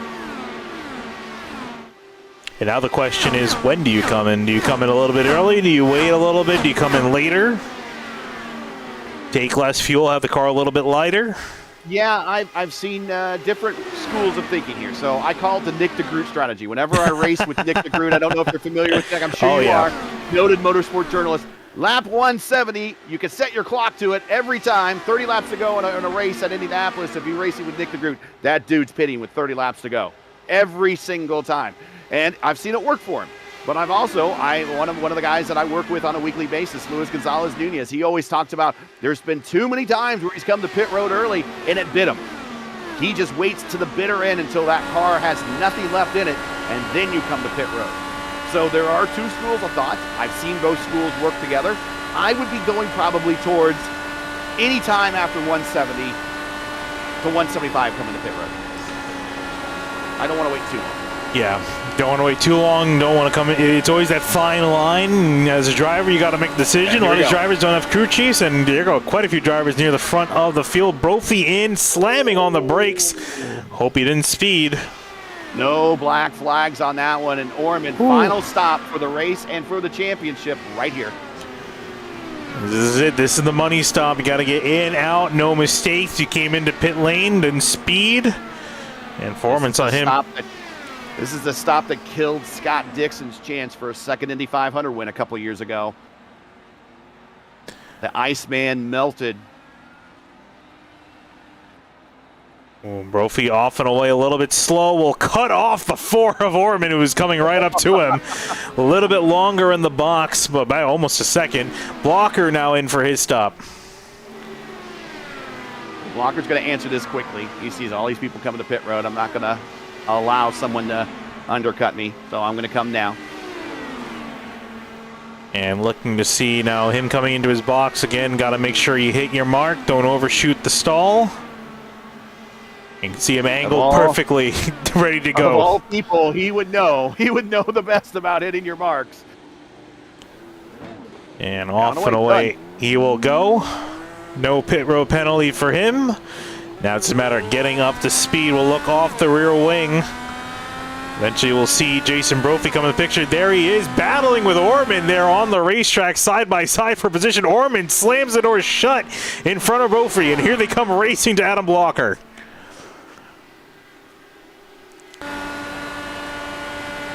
Jason Brophy working to the outside, side by side for both of them. Effectively the battle for second place. Once it all cycles out, Blocker will stay ahead for now. This is gloves off. Gloves off. That move right there tells me gloves off. Brophy did not give very much room until they got to the corner for Orman. Hamilton Akawaze still yet to pit, is the leader of the race as they stand waiting on him, and about half the field left running to still come down to pit lane. But we look at this battle, which will cycle out to be the battle for the lead between Blocker, Orman, and for Jason Brophy in the mix. A little bit of break for Hamilton. He has his teammate in front of him. He's going to use him to punch a hole in the air, eke out whatever he can get out of this last tank. 25 to go. And curious to see if he will maybe come in and just do a little bit of fuel, as little fuel as he can, and then get back out there. Could save him some time on the racetrack. As Brophy catching up to Adam Blocker. Let's see what Adam Blocker's got.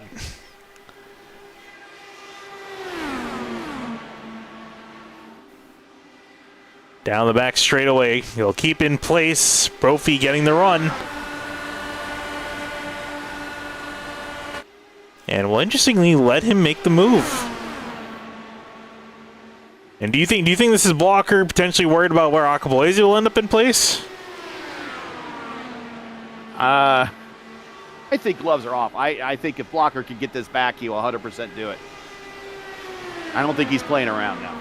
Here they go. I think a little bit more swapping is what we're going to probably see for a little bit. Don't expect this to last for long. Yeah. I think they want to make sure they keep some of their other competitors covered off. Hamilton Akawaze, speaking of which, coming into pit lane, as well as Jacob Oster and Robert Malechka. They're off in the distance, not too far behind.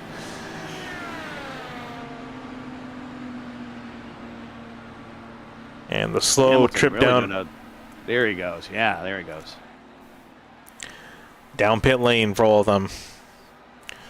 All of them hitting their spots and going up on the pneumatic jack. There's a crew member that sticks a hose in there, shoots air out to jacks that eject out of the bottom of the car, jack the car up just high enough for the crew members to remove that single lug tire, put a new one on. Tires are changed normally within about 5 seconds. Fuel takes longer on the last stop because of the gravity feed that I'll talk about later. They did just enough to get to pit road.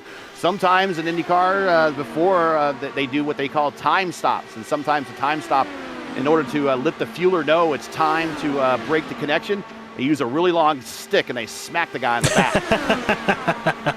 That is the low-tech version of an electric shock, I guess. And as these drivers get back on the racetrack, they're actually going to be a decent about 5 seconds back from the leaders. Of the top three, they timed their stops correctly. Yep. And it's effectively amongst themselves. The top three battling it out here for the win. Blocker, Brophy, and Orman, who's actually kind of laying back a little bit. Not sure this is by him not being able to keep up or him saving tires like you mentioned. 100% saving tires, and especially looking at the weather, 126 degrees track temperature. These guys racing up front, trying to break away from Jesper, but they are using their tires a little bit more aggressively than him right now. At 23 to go, that second group is too far behind. They're not going to catch these guys. Unless there's a caution. That's the big thing at this point. The odds of a caution are very high. Everyone's racing off. Again, a lot less give, a lot more take. It's got two main groups up near the front. Blocker, Brophy, Orman in one group. Then Akawaze, Alexander Oster in the next. And then Malechka actually catching up to that group as well, bringing a couple more friends to that fight. We'll keep an eye on all the battles now as this really starts to heat up. Now, in normal racing, we're going to get the Malechka luck where there's going to be a late caution and he'll storm to the front. But he has yet to exercise that special power of his. So he is back in 7th spot, and I don't think it's going to be a player for the win unless we get a late caution. Yeah, it's going to definitely take some extenuating circumstances to get him up for the win, but definitely looking to finish at least very strong in the top 5. Should things work out in his favor. Or like you said, if he gets a little bit lucky here, good, you get a late race caution. He needs to execute bananapeel.exe and look for that one to happen. Mario Kart World is coming out in June, so it's coming out soon.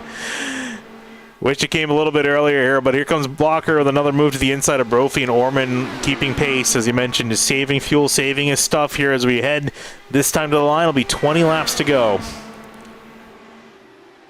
I actually played Mario Kart in the Coke lot before the 2500. We brought a generator and a TV and a Nintendo 64. We were playing Mario Kart down there in the Coke lot. That sounds awesome. That sounds like a fantastic time. And while we're doing that, you know, the wholesomeness of playing Mario Kart, all the other debauchery of the Coke lot going on at the same time around. So.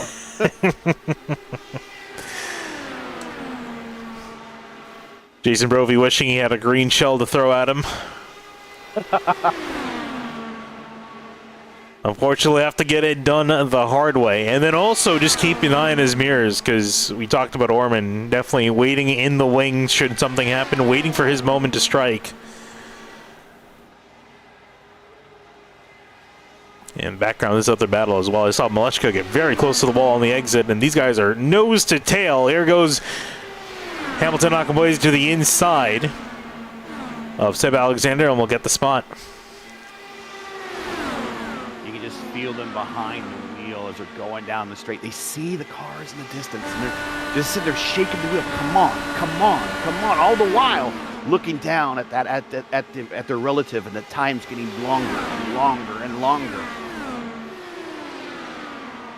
Seb they Alexander. know their shot. They know their shot is slowly slipping away. Yeah, and that's the frustrating thing when you know you fought so hard. You fought for nearly 200 miles, and you're so close. They're 5 seconds within the leader, but unfortunately, it might be too little too late should something happen. And behind, Maleshka getting around Oster. Which is weird, because that puts Oster in the danger zone in 7th if Orman should win, right? Yeah, that does. As it stands, again, excluding the bonus points, I have to wait for them to tally it up at the end before we can do anything official, but he's definitely putting him at a risk. He needs to finish well, because Orman is also doing very well himself. And I believe it's, I mentioned, I believe 6th or worst will be up for grabs for Oster. If Oster finishes in the top 5, that's secured. So if Oster finishes passes Seb Alexander, he's good to go. Okay, well, interesting enough, we look who is behind Oster, and that is a teammate, kind of, Rashad Craig. There's incentive there for Craig to catch his pack and pass Oster. And he's catching. Yep, and then there's also incentive there, because I know the I5G guys sometimes work with the Power Slide guys. Ike is with the Power Slide guys. If incentive for Ike to catch Rashad and maybe defend Oster a little bit. It's definitely all coming to play here for 4th place. A big pack starting to form up. As you can see, there's Craig and Ike in the background. And for the leaders, it's calmed down at the moment. Brophy hasn't really made a whole lot of moves or swings at Adam Blocker. As they continue to change positions back here. A couple of laps, they've shaved it down a little bit. Still, I don't think there's enough time to catch. They need a caution. Well, they need a caution or either them to start battling like crazy and really holding each other up. But of course, these guys are smart up here. They know they're not going to do. They definitely don't want to do that. Whoa.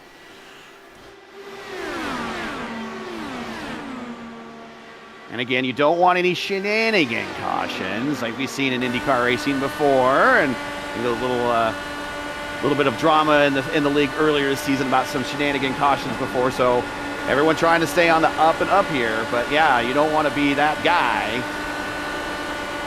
Mario stalled his engine. I'm using air quotes because you can't see me. Stalled his engine in 91 to bring the field under caution to kind of give Michael a shot at Rick Mears there in 91. Even he admitted it. Rick knew what was going on. He just couldn't do anything about it. Mm-hmm. Oh, well, that's got sneaks a nose in there. Whoa! And Seb Alexander, we saw right there, get very close to the safer barrier, but he will avoid the wall, but will lose the spot. Maleshka up inside the top 5.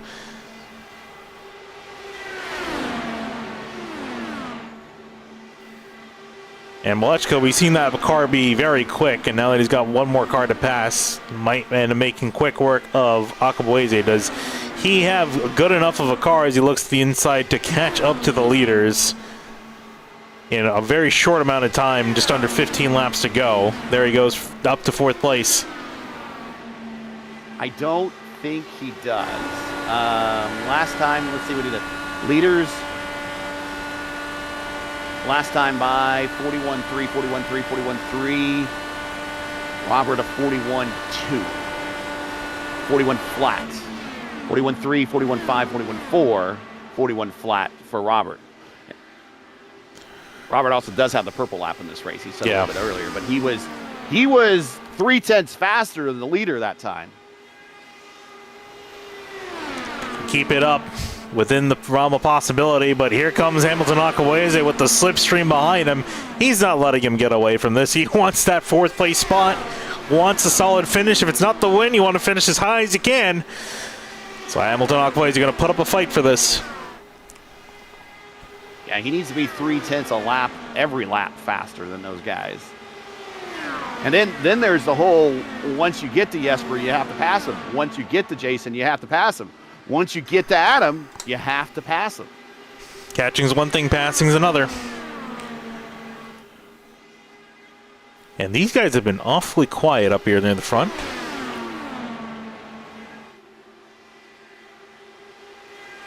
As we head closer to 10 laps to go. And it's one of those things where I wonder, does Blocker have quick enough of a car in this clean air that it's keeping Brophy or Orban at bay? We talked about Orban potentially saving. If he is saving, when's the go time?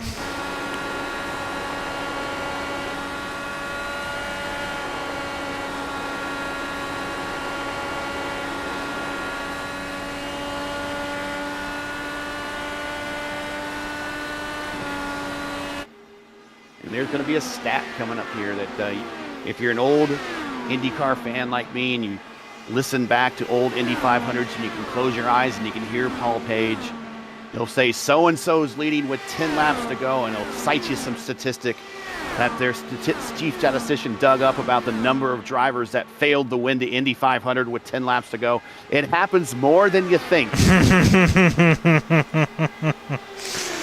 I could hear Paul Page right now, and then I could hear Bobby Unser saying, "Well, I could beat that. That's no problem. I hope I'm not reputable, whatever." You know, I mean, whatever Bobby Unser would say, Bobby Unser would say.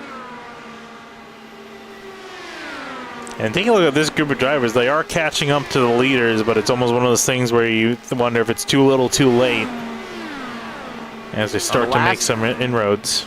The last 2 years in the Indy 500, the leader with 10 laps to go did not win. Marcus Ericsson was leading in 2023. Pato was leading with 10 to go in 2024. Neither one of them won. So there's just 2 examples right there in the last 2 years. Looking to see what Brophy, what Orman have left in the tank to make a move here as they're heading 8 laps to go. This time by within 0.3 of a second. 20 miles, 2 qualification runs, 16 turns, 32 turns actually, to do my math right.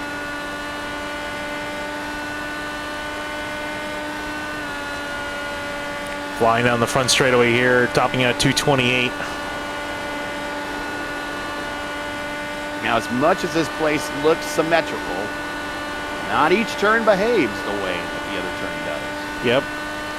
Turn 3 behaves way different than turn 1. Turn 4 operates way differently than turn 2. So every single time you got to hit your marks 4 times a lap here. Have to tackle them all slightly different. Calculating for the way the track's behaving at the moment. 126 degrees, the Honda has been all day. And right when these drivers need the grip the most, Brophy looks like he's starting to push a little bit harder to see if he can close this gap on Blocker.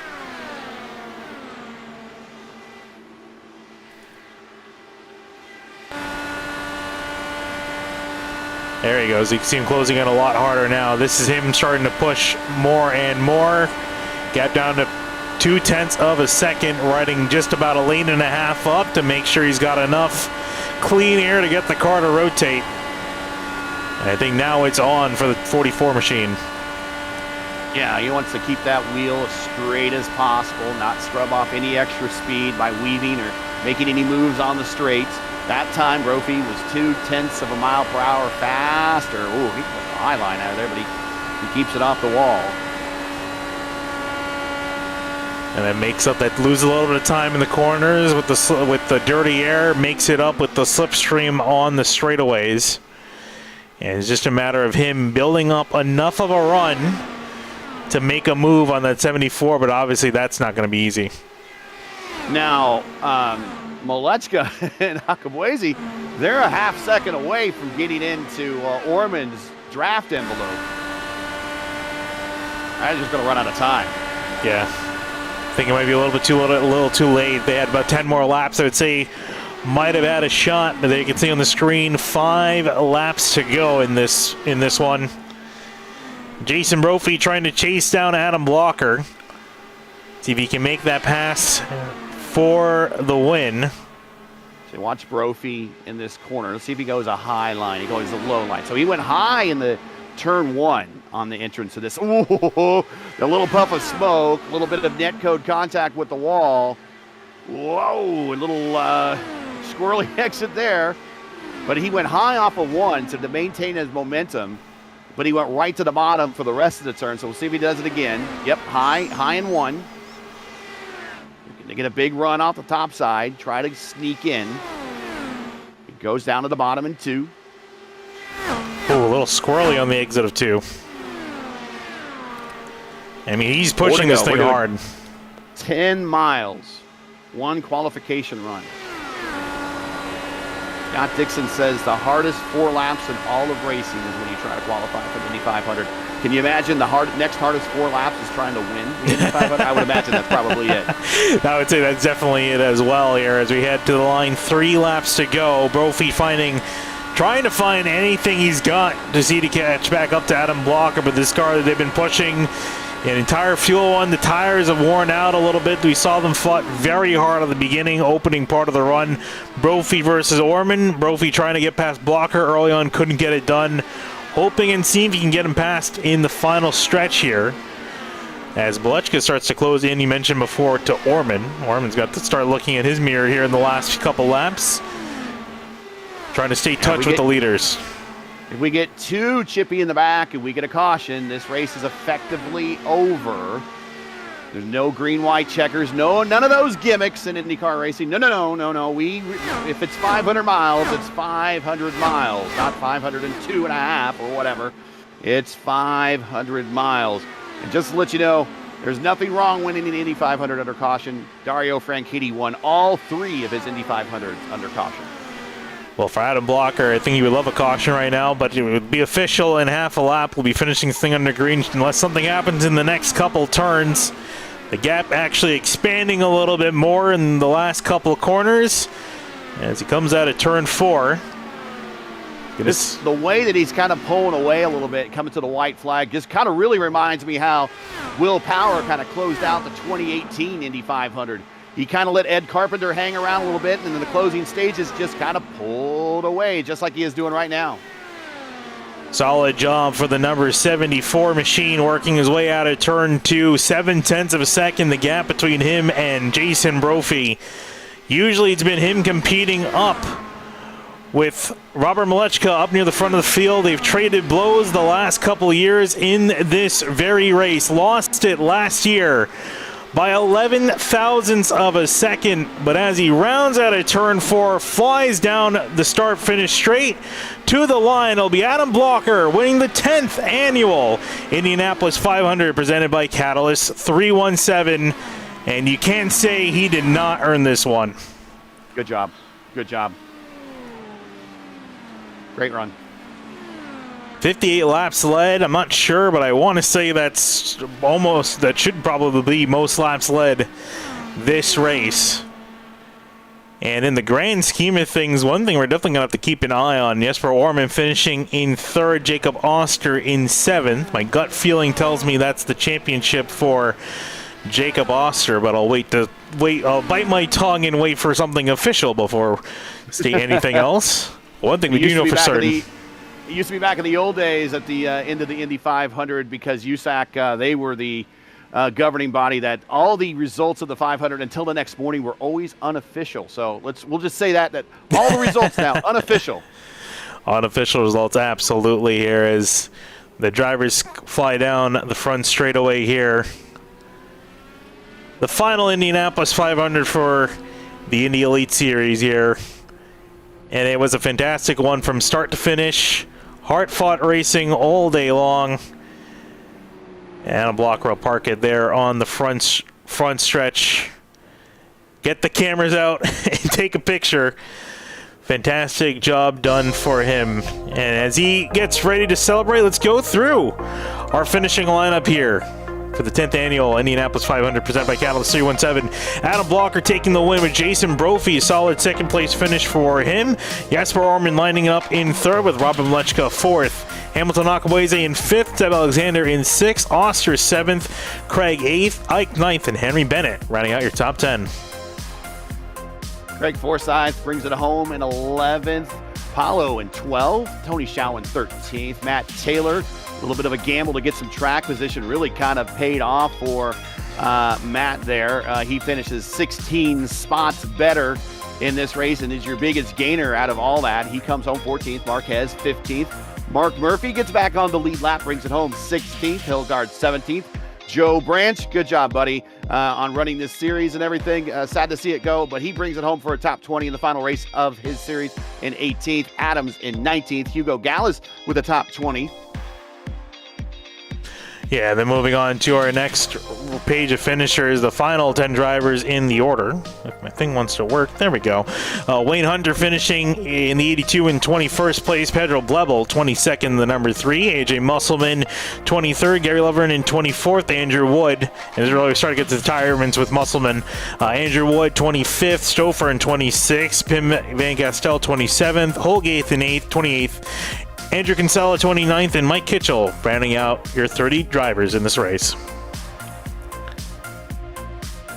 And we'll take a look and see who we got to talk to us, and should be, actually think we might have to give it a couple of seconds. Got to wait for the drivers to get into the Discord. Let them celebrate. Let them celebrate. They're out there doing donuts still. You know, the whole donut craze started with IndyCar racing. It was Alex Zanardi that did it for the first time at Long Beach, and since then, everybody does it. But they always credit, some other series is bringing up donuts. IndyCar was what came up with donuts for the first time. So let them do their donuts and honor their IndyCar heroes. Yeah, absolutely. It doesn't look like Blocker's going to be burning it down. Respect the bricks. Didn't burn out on the bricks. That's a sin. Yeah, definitely don't want to do that. Two sins: burning out on the bricks and drinking orange juice in victory lane. Yeah, that'll definitely be something you want to avoid.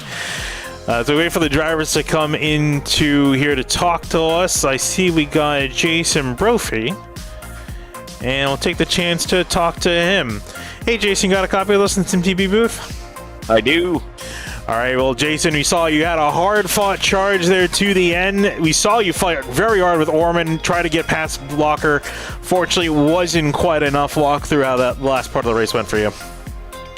Yeah, it just got too hot, to be honest, and I wasn't going to push the issue too hard. I did try and push the issue too hard about with 10 to go, see and there just wasn't enough left in the car and the track, right? It's really hard to get close in the dirty air with how hot the track got.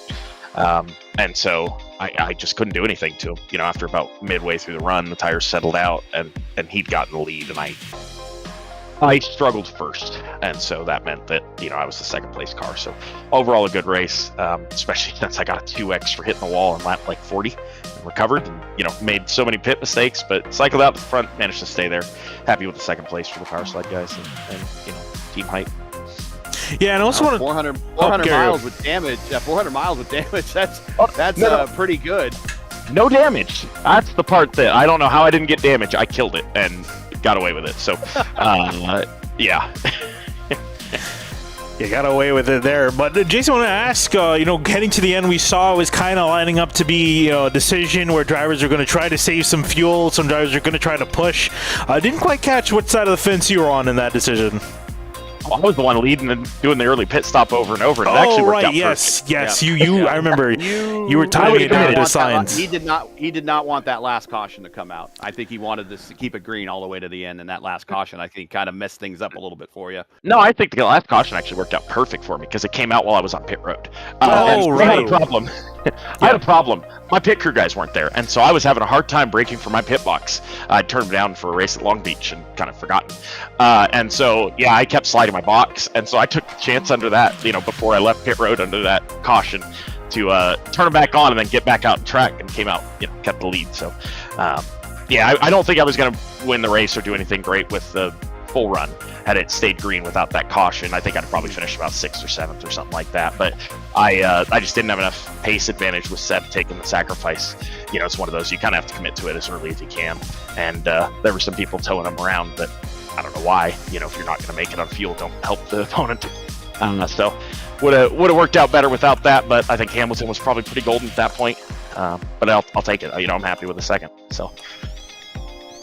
All right, well, Jason, it was a very solid run there to the end. You gave it everything you got. Came a little bit short, but can't scoff at a nice second-place finish here in the Indianapolis 500. Yeah, thank you. I want to say thank you to Joe for putting on this league for so long.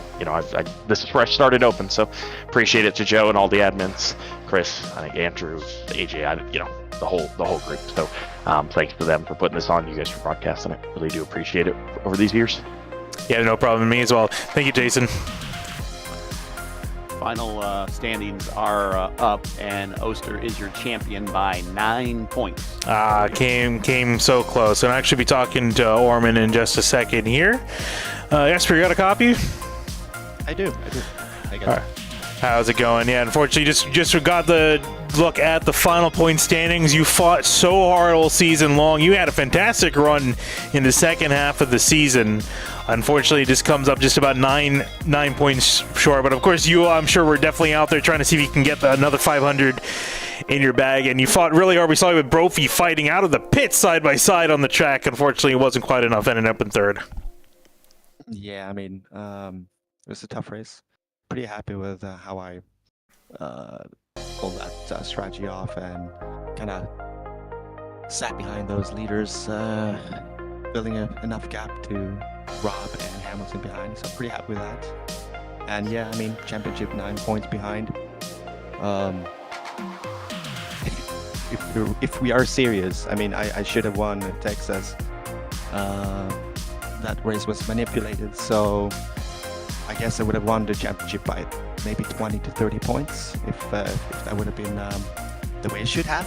But they won the championship by manipulating Texas race. So, but it is what it is. It's they do everything they can, and we're going to do everything we can to win. So it's just the way it's going to be. Yeah. Hey, that's where you saw you were trying to push there to the end when a lot of the other drivers out there were saving on the track. Did you feel, things went green? If we didn't get that final caution, things would have gone your way, pushing hard to the end? I think I could have just actually finished P2 behind Hamilton. I think Hamilton had a lap over me, and I just felt that he was probably a little bit better than I was.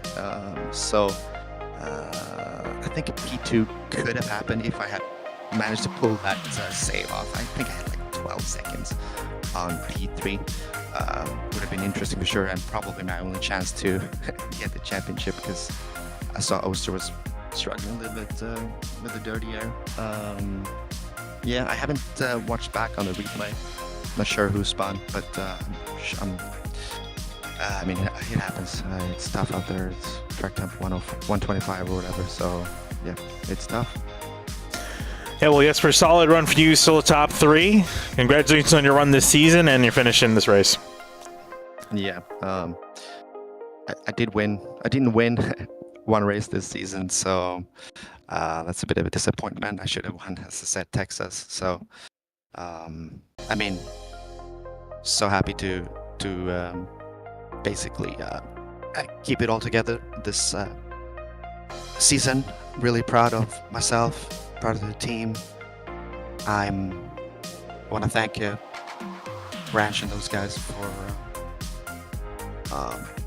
hosting this season. It's so much fun, and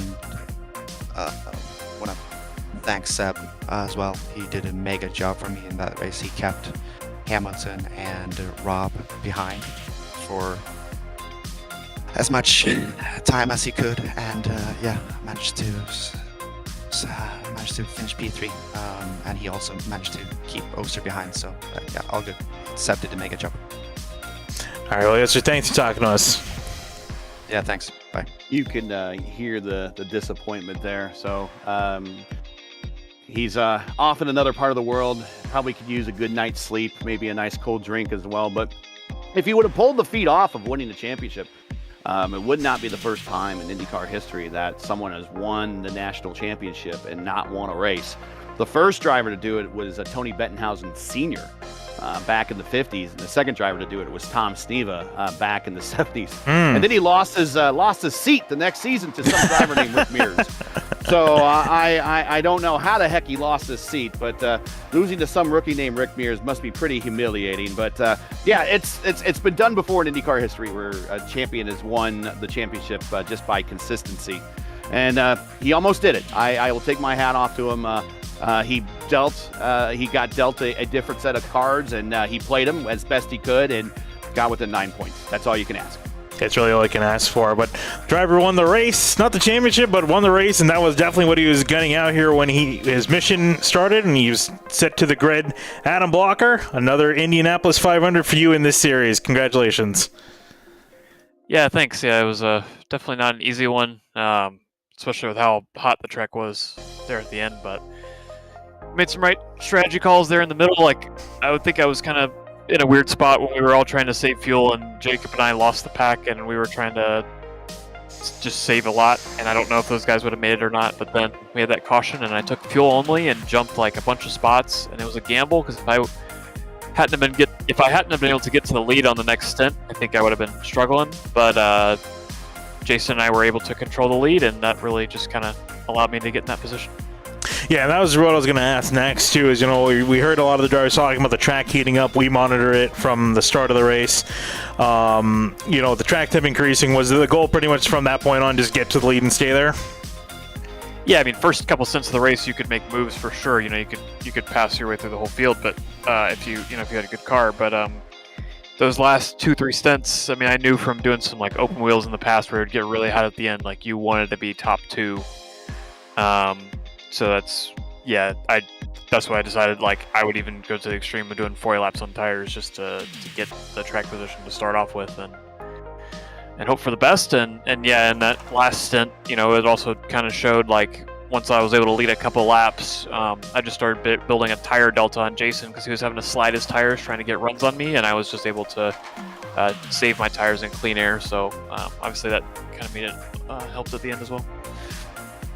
All right, well, Adam. Gary, I just want to ask a real quick question. So you're saying you double stinted tires, or you did like almost a stint and a little bit more than for a set of tires? That last caution, which was on like, what was it, like 60 to go? Yeah. We had all pitted under green. I had pitted under green like 10 laps before, 7 laps before. Okay. So I had like an extra 7 to 10 laps on my tires. Okay. And it was a struggle. Like I was, but like if I had been in traffic, I would have been screwed. But I got, otherwise I would have been restarting P8, and I restarted second. So. Got it. Gotcha, Adam. Thanks for talking to us. Congratulations again on another Indianapolis 500. Yeah, I just want to thank everybody at SimTV for covering the series over as many years as y'all did. Nice to see Gary in the booth as well. I just want to thank Joe Branch for all the effort he put into this league over the many seasons that it ran. I'm happy to get another win. I think it ties me for all time with Trino, which is probably pretty fitting at the end of it. I will look. And then, just want to thank everybody at Powerslide for the work on the setup. Obviously, I think we need to do some work before May comes, but yeah, happy to get another one for the team. So you tied Trino. You're correct. There you go. All right, Adam. Thanks for talking to us. Appreciate it. Yeah, have a good one. All right, and with that, one more driver to talk. Well, actually, one more driver to talk to, and then another guest as well before we wrap things up. But first things first, we have to talk to the champion. When it's all said and done, Jacob Oster, congratulations, season 11 championship for you. You fought hard, all tooth and nail throughout all of it, and just iked out on the top as Orman came with a late season charge. Yeah, I definitely started to throw things away at the end of the season. It's more or less my own fault about Nashville, and I missed Long Beach because I was moving. But, it's good to finally win a championship. I've never actually done this in Sim before, so that's pretty cool. I know it's the last one, but to kind of go out on top, that's really, really neat. Yeah, and we saw, fought tooth and nail. You were kind of stuck in the midfield all day long. We saw you a couple times near the front. Where do you feel like it kind of felt away from you, at least for the win? Turn 3. The way the wind was and the way my car's set up right now, turn 3 was just a war zone for me. I could not get the car to turn there correctly all day, and I was losing so much time there compared to everybody else. So I got to work on that for the month of May, but I'm glad it got exposed now, and I was able to still hold a good enough position to win the championship in the end. Well, Jacob, solid run for you there this season. Again, like you mentioned, ending it up on top in the last season. Congratulations once again. Thank you, guys. It's really, really sad to see Indy Elite go. It's always been a good league. I got a lot of experience here whenever I first started, but things happen. But I'm glad it was around for as long as it was. Yep, and Jacob, again, best of luck to you as well. Thank you, guys. All right, I think I wasn't kidding when I said these drivers were using this as a test session. We heard them, a couple of these guys already say that there are things that they were working on that got exposed now that they want to get fixed for the next coming weeks coming up here for the Fixed and Open 500. So, yeah, this was 100% a race everyone wanted to win, but 100% everyone else is using this for a test session. Yep, absolutely. It starts now, and we'll talk to one final guest, driver in the series, and of course the big man up on top, Joe Branch. Joe, I wanted to talk to you. Of course, the final season and the final race for Indy Elite Series. I just wanted to get a chance to talk to you and really just thank you for having us along for SimTV, because you guys picked us up, I think, a year and a half after we started doing broadcasts. You picked us up very much in our infancy, and we appreciate you sticking with us in those growing pains as a broadcasting group, and it's been fantastic to cover you guys for the last couple of years. Well, I appreciate that, and you guys were awesome. I mean, to watch you grow, and then even get into real life racing and such with SimTV and all the stuff that you and Kyle did has been awesome. And honestly, like, we've been toying with, knowing the end is near, but just having you guys and your commitment to the series made it easy. And if it wasn't for that, I don't know if it'd have made it this far. So wholeheartedly appreciate it.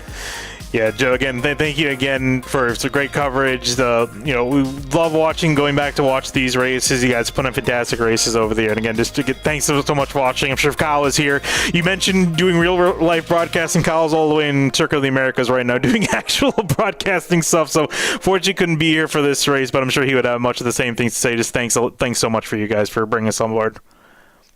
Yeah, thank you. And there's so many people to thank for. We was just talking in kind of the waiting room with Adam and Jacob and Brophy, and over the years, this series lasted when nothing else did. From a IndyCar, open oval, open setups, the competitiveness, the guys that have run hundreds of races in this series alone.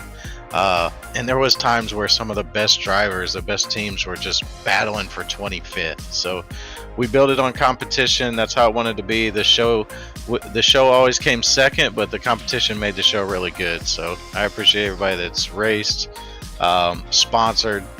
Again, when I built it, I had no intentions of having the sponsors and the support that we had. I built it for the competition, and it just became so fun, and we've done so many cool things over the years with sponsorships and partners, and I just can't thank everybody enough. Catalyst317 hanging with us through COVID, and then even a year where we weren't allowed to broadcast races because of contracts with IndyCar and iRacing, and they still stuck with us. So our partners have been amazing. Hey, Joe, this is Gary. Before we let you go, I just want to let you know I broadcast a ton of leagues. I'm glad I got a chance to do one race with you guys and for you guys, and your big one and your last one at that. But this really is, with Lionheart not running anymore, and some of the other leagues have kind of gone away since the dark time that you're kind of talking about there. I mean, this is really a top two, if not the top league, I think, in all the IndyCar community. This is the one that everyone aspires to and wants to be a part of and wants to come out and beat people at. Yeah, I'm very sorry to see it go, but you guys have done a great job at making this series probably the premier series in all of the IndyCar community on iRacing. You guys really made this the best. This is where the best come, and this is where the best wanted to go. I appreciate that again. Thank you. And it's definitely time. It's ran its course. I am so busy with my kids in sports, so even this year was hard. But the timing is right. We did 10 years, and it was pretty awesome. So thank you again. Yeah, it's a great long time for many leagues. Many leagues don't even last a fraction of the time. So thanks again, Joe. Appreciate everything you've done. Take care. Thanks, guys. I can count on my hand. I can count on 3 fingers, the number of leagues that have made it to 10 years. Yeah, not to double just 10 digits. seasons, but 10 years. And we're talking classic IndyCar series, Lionheart, and this one, or at least the 3 that I know of. And if I missed someone, I apologize. But we're talking years, not seasons. I know there's some other leagues out there that have gone more than 10 seasons, but 10 years. So again, bravo, congrats, and I'm just thrilled to be here for the last one. And you guys, Finney, and you're awesome. You guys did a great job, and I can see why they are so thrilled to have you guys bring their product to the masses every single year and every single race. Yeah, it's been a pleasure covering the season.